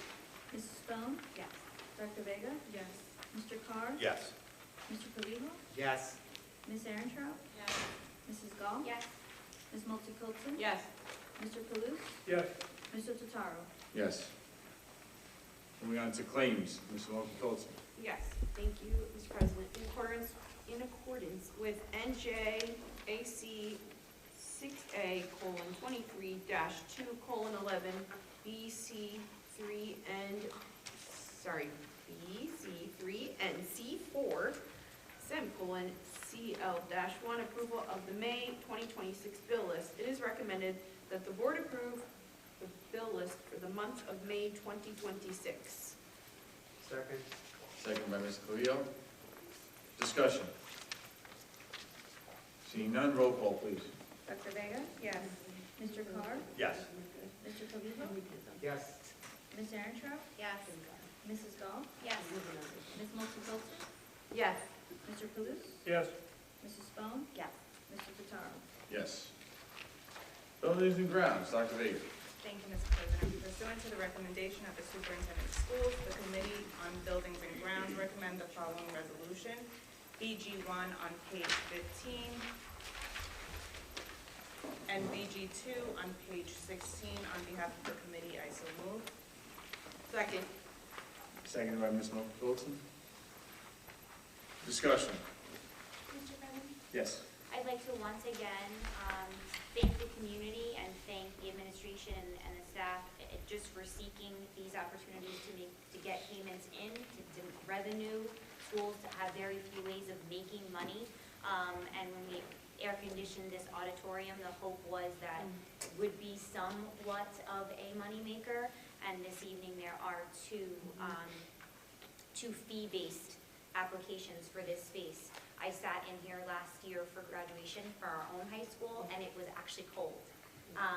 So it is a nice space that we can use, and again, we air condition it for our students and for the staff and for our own production purposes, but the hope was it would be a revenue maker, and I'm always happy to see it, even though it's a couple $1,000s, it's a nice little bit of money, so thankful to all those opportunities. Agreed. I'll second that, there's very few revenue sources for a school district, and that's one of them, so I second, I echo that sentiment. Anyone else? I just want to clarify that BG2 is for the Bear Cave, correct? Correct. Okay, so we are renting that space or leasing only because it houses our students. Because I didn't see somewhere in it where it actually specifies the Bear Cave for the public, unless I missed it, so, thank you.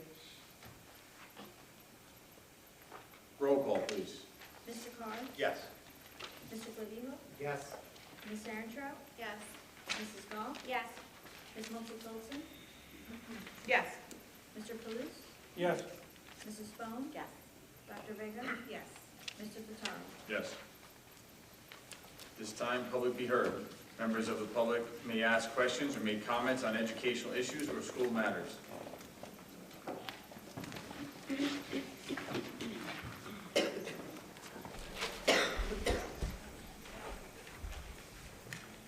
Good evening, and thank you for affording me the opportunity to speak. My name is Elisa Scarito, 163 Watchung Drive. I am the mother of a 4th grade student at Jefferson. I'm here to expressed my strong concern and opposition to the decision to combine the fifth grade class at Jefferson. This approach was attempted previously when the students were in second grade with 2 teachers, and unfortunately, it did not serve them well. At that time, many of the children fell behind academically, and the learning environment suffered as a result. In the combined classroom, students were often placed in inappropriate testing conditions. Some children were forced to take tests sitting on the floor or sharing limited desk and chair space. This alone created unnecessary stress and distraction. Even more concerning, some students were accused of looking at their classmates' work, not out of dishonesty, but because the physical setup made it nearly impossible to maintain proper separation and focus. Additionally, maintaining order in an overcrowded classroom appeared to require frequent redirection and was very chaotic. The classroom environment, dominated by raised voices and constant discipline, is not conducive to learning, particularly for young children who need structure, calm, and the ability to concentrate. The combined class was a disservice to these second grade students, and it was a disservice that has carried on through third and fourth grade. They are now older, the academic expectations are higher, the material is more complex, and there will be one less teacher than there was in the second grade. Implementing the same structure in the fifth grade will not correct past issues. It will magnify them. Fifth grade is a critical year for academic development and preparation for middle school. And these students deserve an environment where they can succeed, not simply cope. We are cutting teachers, combining grades, yet, according to the March 24th agenda, spending $90,000 on accomplishment. We should be putting our children first. They are our future. I respectfully urge the board to reconsider this decision and prioritize classroom conditions that support learning, fairness in assessment, and the overall well-being of our children. Our Jefferson students deserve better than a repeated experiment that has already shown harmful results and failed. Thank you for your time.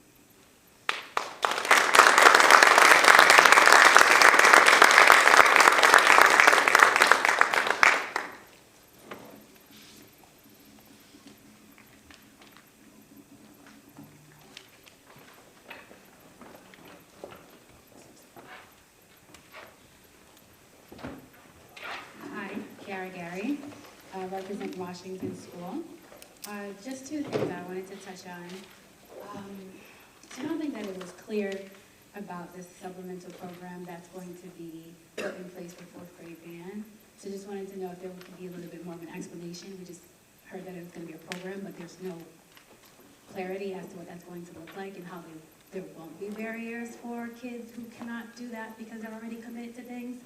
And then I also heard a lot about curriculum, and I really stand here as an educator and as a parent in this district asking and really encouraging that you try to get some type of support or sound back or feedback from families and parents that are in this district that have a lot of knowledge about curriculum, who's helped write curriculum, who sat at tables with leadership and superintendents to help pick curriculum. These are our children, and I feel like we should also have a say-so in what curriculum looks like as far as ELA and math. I also feel like we should do another look at the math programs that we're selecting for middle schoolers, and also pour in elementary school into that search as well, because I do believe that we're also due for a new math curriculum. Thank you. I also like to leave this petition with you of over 600 signatures of people asking that you reconsider cutting fourth grade band.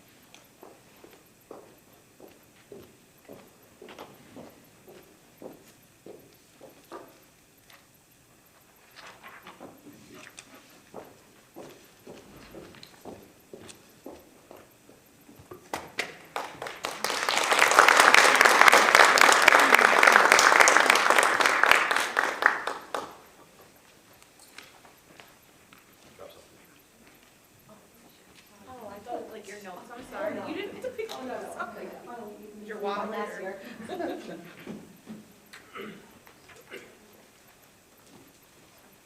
Mary Beth Como, 12 Metro Vista Drive. I just have to say, I'm not a great public speaker. I get super nervous, so I apologize for that. I'm just going to read off just something little.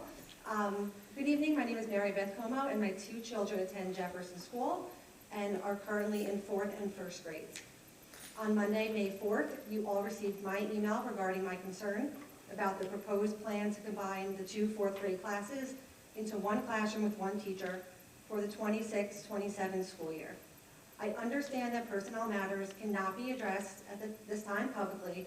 However, I do want to state in public my disappointment and concern that this potentially will be happening to the same group of children again. My son's grade has unfortunately endured this combining of classes in 2nd grade during the 2003-2004 school year, and it was not successful at no fault of his 2 teachers at that time. I know that your time is precious and that there are many issues and concerns that you are hearing about tonight, but I ask that you please reconsider this plan for September. I also just want to state, I think the number may be incorrect, but it's 24 students. It's actually, from what I believe, it's 27. So just wanted to put that out there. Thank you.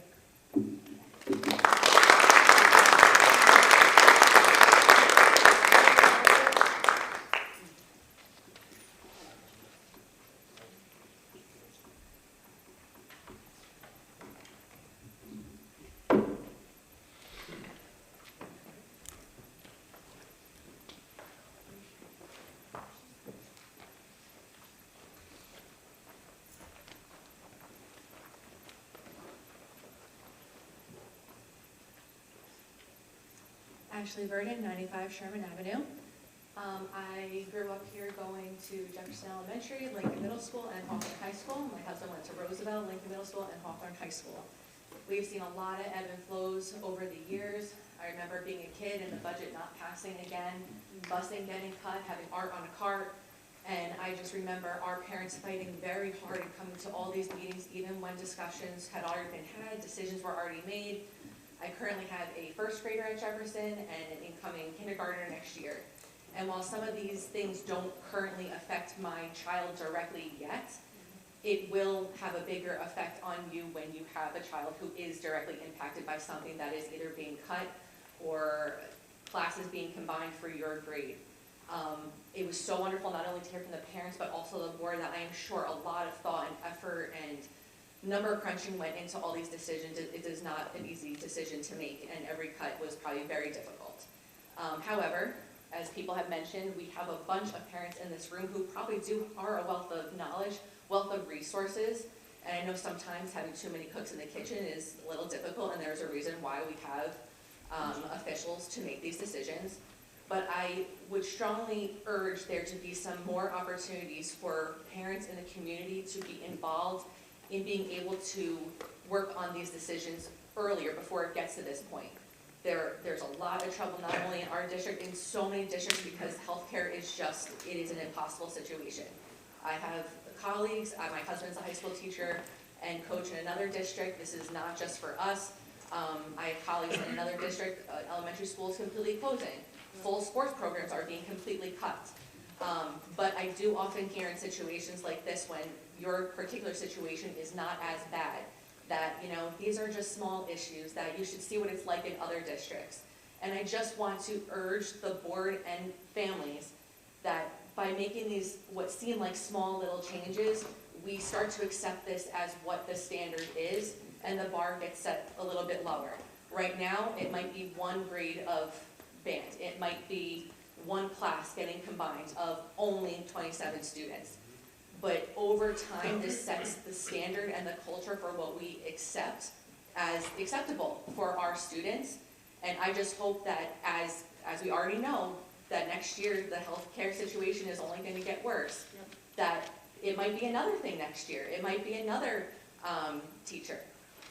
So I'm an occupational therapist. I worked in a private school for 10 years. My husband's a high school teacher. I've seen what it's like when there's no contracts for teachers. I know that it is difficult on all ends, and that numbers are numbers and they don't lie.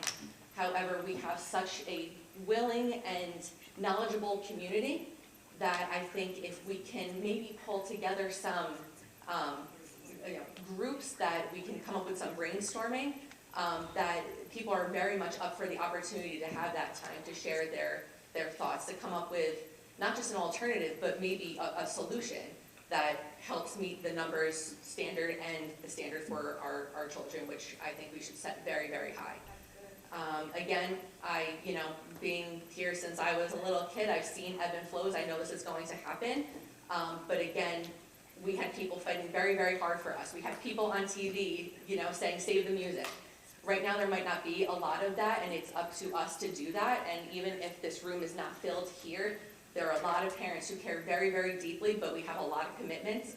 I think you will see people come out if given the opportunity to work on some of these issues from a grassroots level. So I just wanted to make sure that all of your further decisions are met with a lot of care and thought, especially if it were your child in that situation. And especially here, I didn't think I would end up back in the town that I grew up, but maybe this would be my child fighting up here one day for this. So please just give this some thought and care. Please, before you make any final decisions, please try to consider that there are people here who have ideas, who, if given the opportunity, maybe would wanted to share them and might have some resources to share. But that is all for me for tonight.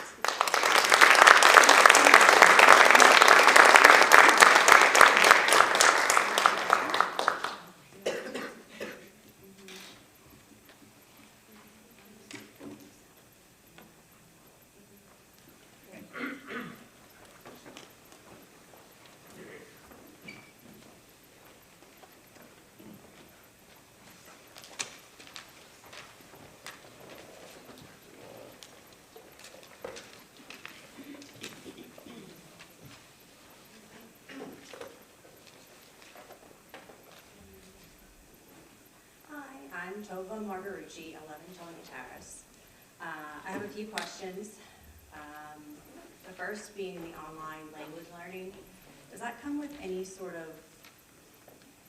instruction, like an outside monitors or someone who oversees what will happen, or will it just be up to the teachers to facilitate the learning of a foreign language? What is the future of the PE program at Jefferson? I know our PE teacher is leaving, and I haven't seen a posting for her position. So is that something that's going to be cut from somewhere else? I am a 4th grade and a 2nd grade parent at Jefferson, and those two sections are very small, which leads me to believe that what's already been done once, except to my 2nd grader, my 4th grader, who's when he was in 2nd grade, is going to be done again in 5th grade. And then after that, where does it go? Do we just magically figure out how to bring a new teacher in? Or is my 2nd grader then going to be in a combined class for 4th and 5th grade? So what is the future of bringing in a new teacher to Jefferson so that that doesn't trickle down to both of my children?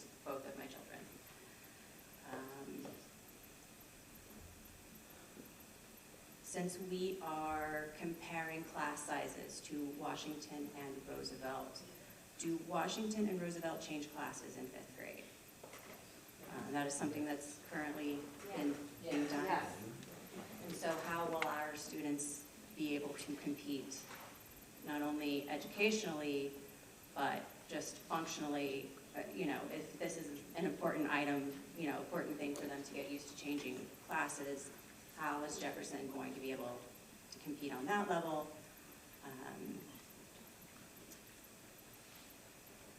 And I guess as a parent, we just kind of want to be a part of this. We don't want this to happen. We don't want our children combined. It was a social disaster. It was an educational disaster.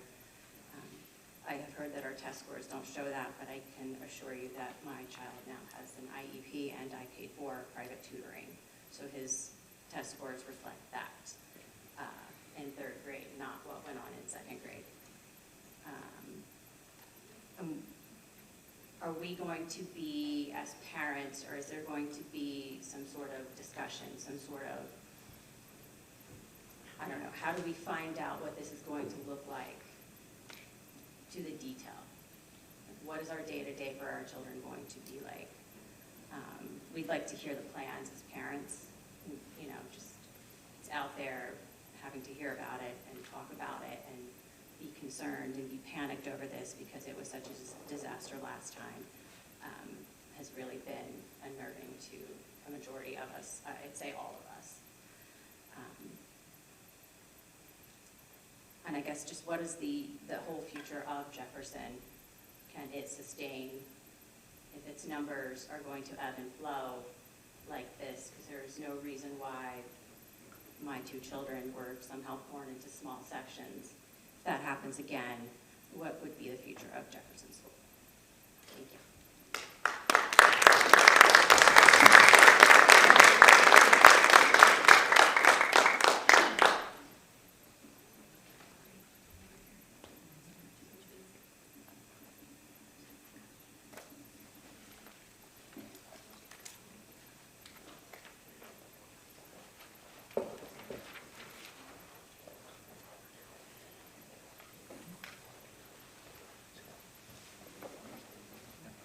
All right, so I'm gonna, again, I'll attempt to respond to all the concerns that were brought up. And if I missed out on something, I'm happy to reach out to you individually. And what I'll also say is that the insight that you're giving me as a first-year superintendent, for some of you that do know me, I would like to hear more. You talk about having a say in your child's educational experience. I'll be the first one to meet with you and have a discussion and to hear your ideas. So understand that that's always an open invitation. In terms of the 5th grade class at Jefferson, I know there's a past there. I can't speak to it in specifics as to how it impacted your individual child. I appreciate you sharing that, and I'm sorry that was your child's experience. And the goal is definitely not to replicate that experience in 5th grade. What I will say is that when we're looking at budget cuts and specific teachers, we did look at the Jefferson group because we had a group of 12 and 12, right? When you look at other schools across the state and you look at the other schools, Roosevelt and Washington, the numbers would be very similar in their 5th grade experience of 22 and 24. So we are looking to have similar experiences for students across the 3 schools. Someone had mentioned about the exact number not being correct. So for each one of our elementary classes, we have a specific amount of regular education students, and then for a portion of the day, we have push-in from our special education students into those classrooms. It's about half of the day. So on any given day, though, that 22, 24, and 24 could increase to 26. What I'll also say is any new parents that register in our district, that's going to be part of the consideration, which a couple of months ago we approved a policy that when we're placing students in school, it's based upon programming, siblings, but also class size. So at no given point in this upcoming year, we'll be working to ensure that those numbers don't increase more than where they're currently at. And again, I understand that there's a past year and it's far from ideal, but what we're looking to do is make the best of the situation in which we're in. In terms of the music program, I'm going to be very forthcoming with that. The thought in terms of creating an after-school program in which I've had some conversations with administrators as to what it means, what it should look like. We don't have an exact plan yet, and I'll be honest with you that. A lot of it's going to be based upon the personnel that we put into place. My hope is that when we post the position, we have internal music teachers that are interested in facilitating the program, which they're really the experts as to what it should look like for those 4th grade students. So I would be working with them directly to determine what's the most equitable, accessible program that we can offer the 3 elementary schools so that I understand it's not a perfect equation because kids have stuff after school, but what can we offer in which they'll still have the option if that's something that they want to prioritize after school hours. So I mentioned about the 2 special ed students pushing into Jefferson. In terms of parents being more involved in the community, again, that's something that I'm very much supportive of. When it comes to administrative cuts, staffing cuts, which I hope we are not in that place next year. And again, we're looking at the budget very carefully to ensure that we are not in that place. That is something that is an internal process. We wouldn't be taking input from the community as to what is the best cuts to be made. That's administration and the Board of Education and myself in making those decisions. And again, it's a very careful and strategic process.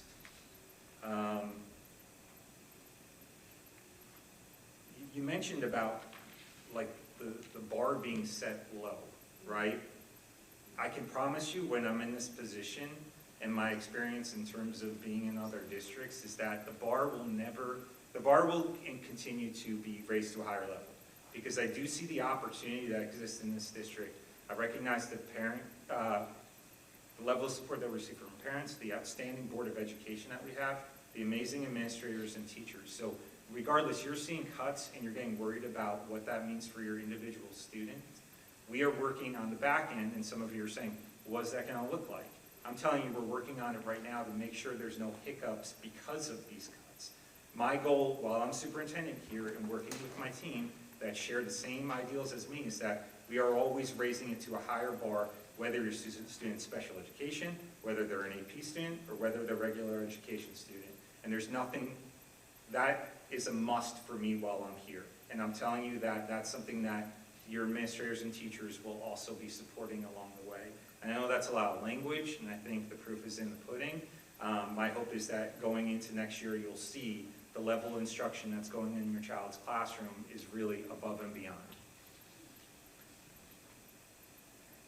So in terms of the online language program, which is something that we're going to be using for our K through 5 students, it is an interactive program that's similar to like a MyPath sort of program where they progress and are measured as they go through it. We have something similar in district in our iReady program, where it's based upon the students' understanding of the language. If they are accelerating in understanding, then they move to a higher level.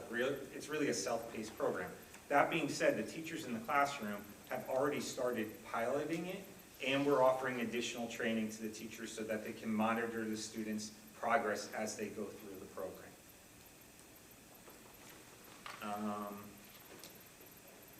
I know there was questions about the Jefferson program going forward. The PE position, in terms of the resignation, just came to our attention, just added to the board. It is something that's going to be posted, so that's not going to change.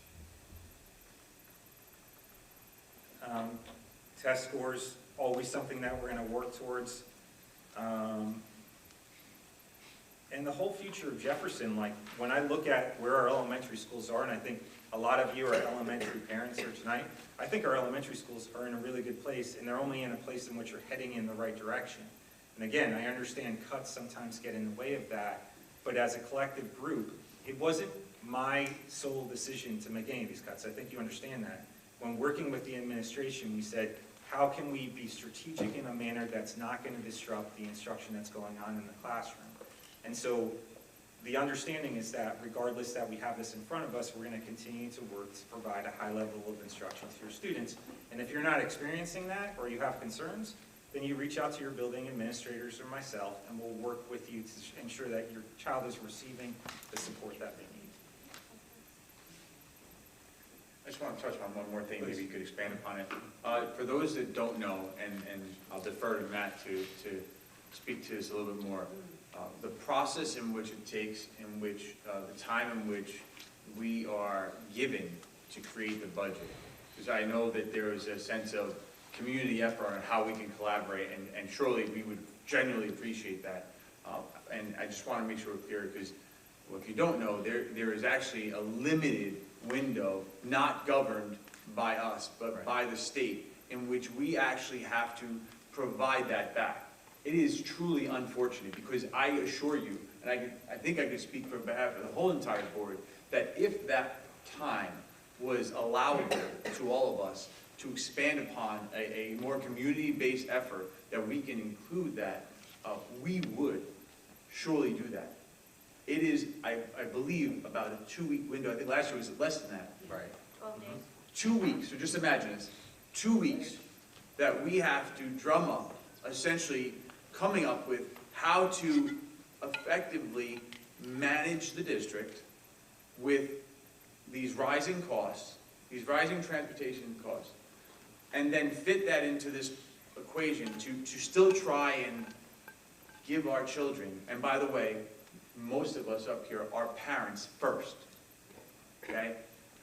And I'll expand upon that under my general comments, but just want to give you the sense, a 2-week window to manage a significant budget for our children. And we would love that opportunity to do that within our community if the time was allowed by the state to do so. So if you did not know that, I just wanted that to be clear because I don't know if that was truly understood. It's literally, we had 2 weeks. 2 weeks. Sorry. So that said, we will move on to general comments, new business, and old business, starting on my left, Mr. Palouse. Thank you, Mr. President. I just want to make a correction to my CPAC color run, because I neglected to mention that the Director of Special Programs and our own Superintendent both participated in the run. I didn't think it was fair to cut you guys out, thank you. And then I'd just like to, again, thank the retirees for their time and dedication to the district, especially those that were in the special ed department, because that's always near and dear to my heart. As far as the band goes, my children were both in band, marching band, and now that they're out of high school, they're in rock band. So I can definitely understand where you're coming from. And then I will just conclude with saying, Jonathan, thank you for your time and dedication to this board, and always keeping us informed of what was going on in the schools. Thank you. You stole my comment. I'll start off with my thank you to Jonathan. Great job this year, and congrats especially on salutatorian, right? And it has been exciting. I know it was noted everything that you do for the community, but to see it again through your eyes has been great, so best of luck to you.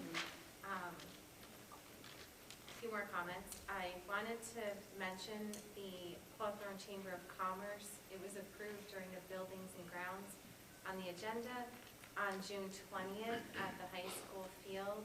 The Caballeros are going to be performing here in Hawthorne.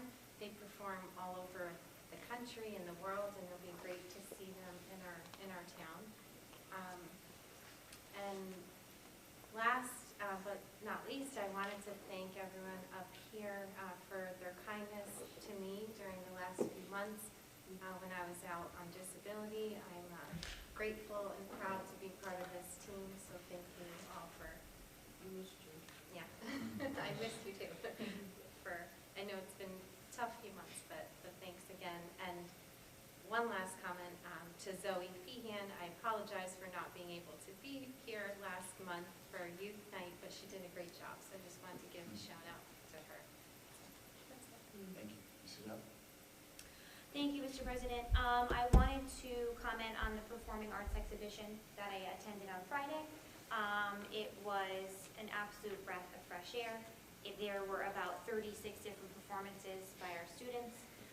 My daughter was in one of them. She's no longer in the class. She was in the class last year with Miss Sonia, but it had such an impact on her that they did a little group number. Miss Sonia welcomed anyone who wanted to do a performance.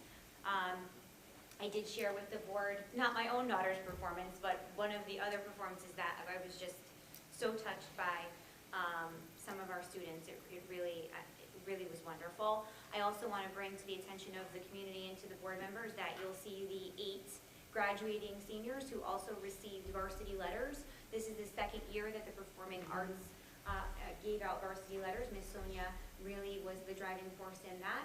I didn't check every single Passaic County school, but I think we are among very few, if any. The only one I can find that does something similar where you approve a certain number of points in the various performing arts for a varsity letter is Passaic Valley Regional High School. So it's really exceptional that we have this for our students because traditionally varsity letters are reserved for athletes or band members, but now we have another avenue for our students to receive a varsity letter. They get it on this night on Friday. They are always beaming with pride. The students who were getting their second one get a little chevron to acknowledge that it's their second varsity letter. It's really wonderful. It's a really wonderful new Hawthorne tradition, and I want to thank Ms. Sonia, who's a wonderful addition to the Hawthorne community. Again, my daughter did not have her this year, but she had a very big impact on her.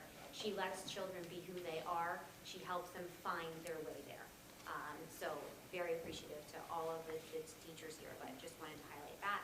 I'd also like to formally request that we consider this resolution that Ms. Milky Colton brought up this evening. I asked that she share it with us, that we get it onto the next board agenda. Specifically, I'm speaking about the healthcare. Additionally, I'd like to implore the community to do the same thing, contact the legislators. While I think we can all agree, no one wants to cut anything, $2.4 million of our budget is going to just the increase of benefits. Not all of the benefits, just the increase of benefits. $2.4 million. It's insane. It's actually, my mind can't wrap around it. But as citizens, we have a voice as well. I plan on reaching out independently to local legislators and to the governor. I don't know what, but something has to be done because it's not sustainable. And to the point that this may continue next year is really something that I can't even think about. I'd also like to say that we didn't speak about necessarily, but I'd like to just point out that this board chose to go to the highest point possible in increasing the tax levy, which was not something that we did lightly. It was not something that we thought we'd have to do. I've been on the board the longest, and it's the highest number that I've ever had to approve, but we did it to protect and preserve as much as we could. And I said it last month, I will defend that decision to anybody because we don't want to make cuts. So it's the balancing act of raising and also reducing. It's impossible to make everybody happy. We know that some taxpayers are upset with the levy. We understand that.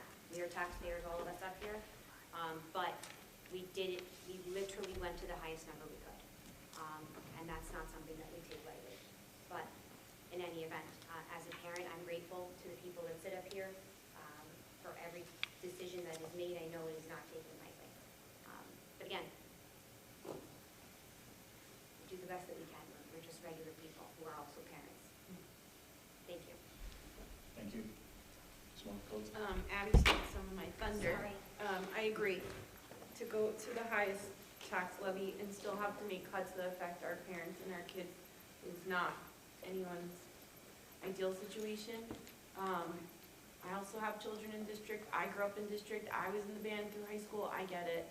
I totally get it. It's first recorders. You get through that, then you get to pick your instrument, and you're proud, and you bring it home. I played it really not so, it was kind of a gross trombone, but I was proud of it, and I played it in 4th grade, and I don't want to take that from your children, nor do I want to combine these classes, especially with the history you have. But what else are we supposed to do? Really, truly, like, what else is there? And I trust our administration to look at all the options and make those choices. I don't make those choices. They do. They recommend these choices to us, and we say, oh, if this is the best you guys can, sometimes we go back to the drawing board and try again. But if this is the best you guys can do, we're going to support it. And that is, it's a lose-lose. This is not a winning situation for anyone. But if you think about your child's entire day and after school in our school systems, what takes the least impact away from their education and their test scores and their well-roundedness, right? Mental health service, all these other services to me come first. Although I am arts to the fullest, right? I don't know another situation. I don't know how to fix it. And I wish I could. I wish our PTOs could help us. Like, I understand you guys are trying to brainstorm, and I appreciate that. And our new super has had like coffees with the superintendent, monthly newsletters, which have been wonderful to get, to keep us in the loop and invite you guys out so that in the future, we know already next year is going to be even harder. So come, please, I beg you, the budget presentation's online right now. We sat here for 2 hours last month and the numbers are insane. I don't know where else we could have gone with this loss. $2 million. 15 staff members lost their job. That's never okay. Nobody wants that. I'm not gonna compare us to other districts, you're right? Because this is what matters is here. But we're parents, I'm a special ed parent, I'm part of CPAC, I get it. I understand, especially when a child struggles academically, arts is where they go to feel happy and comfortable. So just know my hearts are with you and we didn't take it lightly. And hopefully we can fix this. But thank you. Thank you. Hello. I just want to take a moment to thank you all for coming tonight. Like, truly, from the bottom of my heart, I am so glad that you came and you shared your thoughts and your concerns and your feelings with us. Meetings like this are incredibly important, and they are what shows the strength of a school district.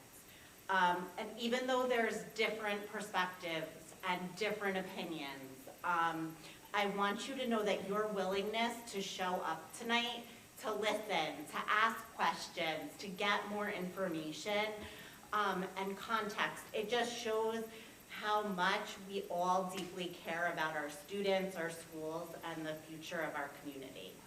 I just want to say that I appreciate your time. I appreciate your courage for all of those that said I'm not public speakers, but I'm going to do this anyway.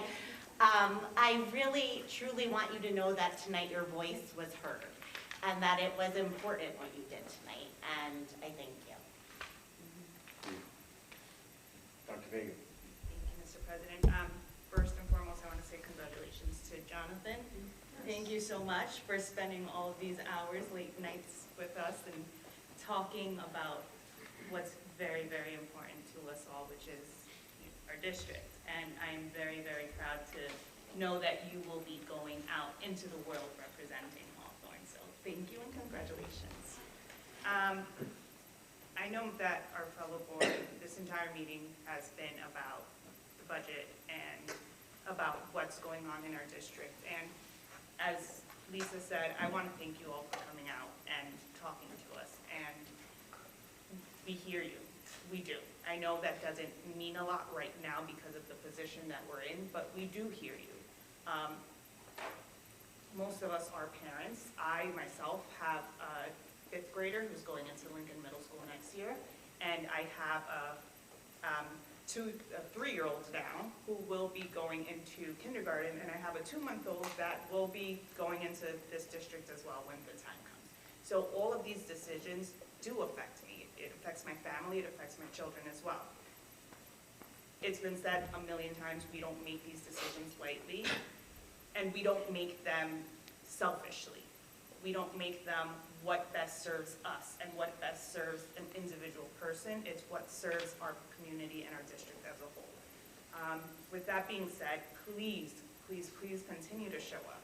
Continue to raise your voice. Continue to be heard here in this arena, because this is the time to speak up.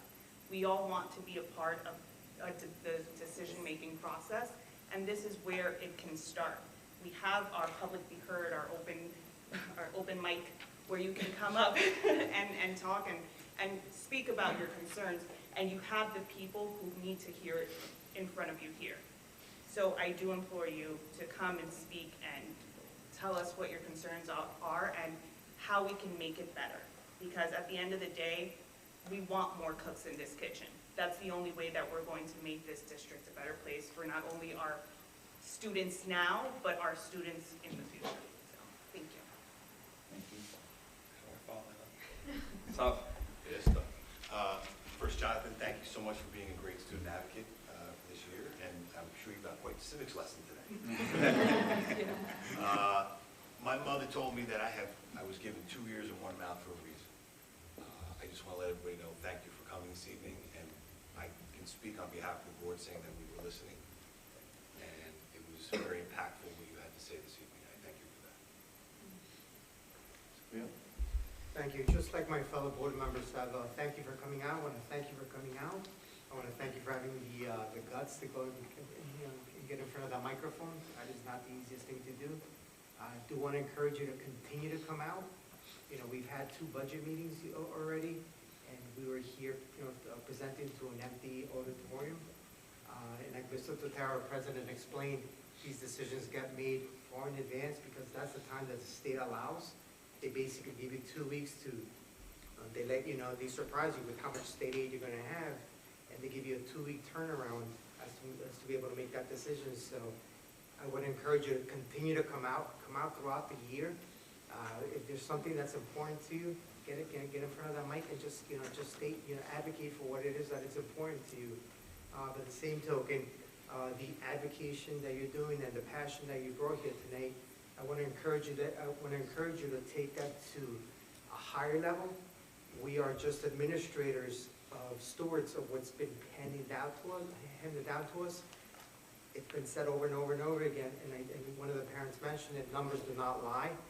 A number for you, a number that I want to leave with you is that the 7.4 tax levy that we went up this year, which is historical, we've never gone that high. I've been on the board 13 years.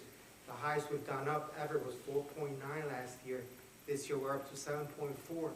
There's people who are on fixed income, who have no kids in the school system, who are hurting, and any cent that goes up in that budget, that affects them. Yet that 7.4% that we went up, 77%, so 77% of that 7.4% is just for the health benefit inquiry. It's unsustainable. So that passion that you have and you brought it here, we need to take it to the legislative level. It is not acceptable. It is not right. We're not happy with it. The machine is going to break. The system is going to break. Public education is going through a crisis.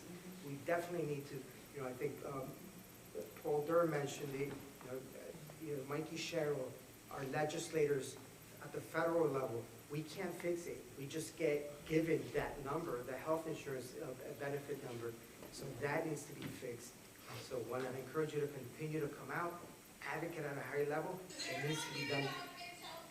It needs to be done right now because the budgets that are coming, the numbers that are coming into place for next year's budget are already being cooked. Some of them are already in place. So next year, if we find ourselves in a situation like this, what do you cut? Because unlike the federal government, we can't print money. We actually have to balance our budget. Just like those of you that balance a checkbook at home, it's got to zero out. You can't, there's no other way around it. So if we find ourselves in this situation next year, what gets cut? It's kind of scary what the situation looks like. So, but on positive notes, I wanted to commend the high school on their car show. Their fundraiser was fantastic, including the presentation by the rock band. I also want to thank our PTOs, including our high school PTO as they're retiring this year. Thank you to every single one of the PTOs. Thank you for all you guys do. Just like us, your parent volunteers who are putting extra time into the education system. So thank you very much, including with those thanks that will include project graduation, CPAC, and HEF. Also want to thank our retirees and wish them well as they move on to the next stage of their lives. They all have had a meaningful impact on our district, the dedication to education, our kids, and my kids included. Thank you. Thank you. I'll end and be brief. Everything's been kind of said for me, and I echo my other board members congratulating Jonathan. We appreciate having you up here. It's been a pleasure. Best of luck in the future. I too am directly affected by this. I was a parent that was affected by a combined classroom. So when I say I'm with you, I was literally with you. I was in that situation. And I too have a 5th grade student who is so proud, so excited to represent Jefferson at the open house next week and play her flute, right? So when we say we're directly affected, we are in this literally and figuratively, not just as elected officials, but most of us as parents in the same exact situations that you're in and what you're expressing. It is not easy to be able to face that and have to make some of these decisions at the same time. I can assure you, when that conversation's had with my own daughter, that's not going to be an easy one to make, right? So we do appreciate it, and as Mr. Cleo said, we encourage you to come here throughout the year. As much as I know that our time is valuable and we recognize that, but we would appreciate it.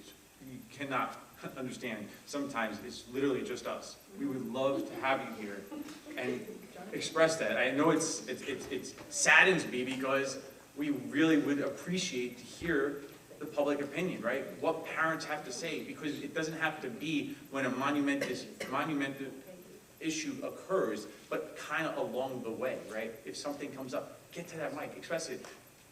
You may not realize it, but there have been things that have changed directly because of someone coming to the mic and sharing something with us. So we do encourage it, we'd appreciate it, and hopefully we can do our best to hear your voices and do something about it, but along the way. And unfortunately, as we said, some of these issues were not attainable to make those changes within the duration that we had. So with that, I don't want to belabor the subject. I appreciate everybody's time. Thank you for coming out. It is appreciated. And I will request a motion to adjourn. Motion. Seconded by Ms. Mulkey Colson, who wants to go home. Discussion. Roll call, please. Mrs. Goff? Yes. Ms. Mulkey Coulson? Yes. Mr. Palouse? Yes. Mr. Palouse? Yes, sorry. Mrs. Bone? Yes. Dr. Vega? Yes. Mr. Carr? Yes. Mr. Clavijo? Yes. Ms. Aarontrout? Yes. Mr. Tataro? Yes. Thank you, everybody, for coming out. Have a great evening.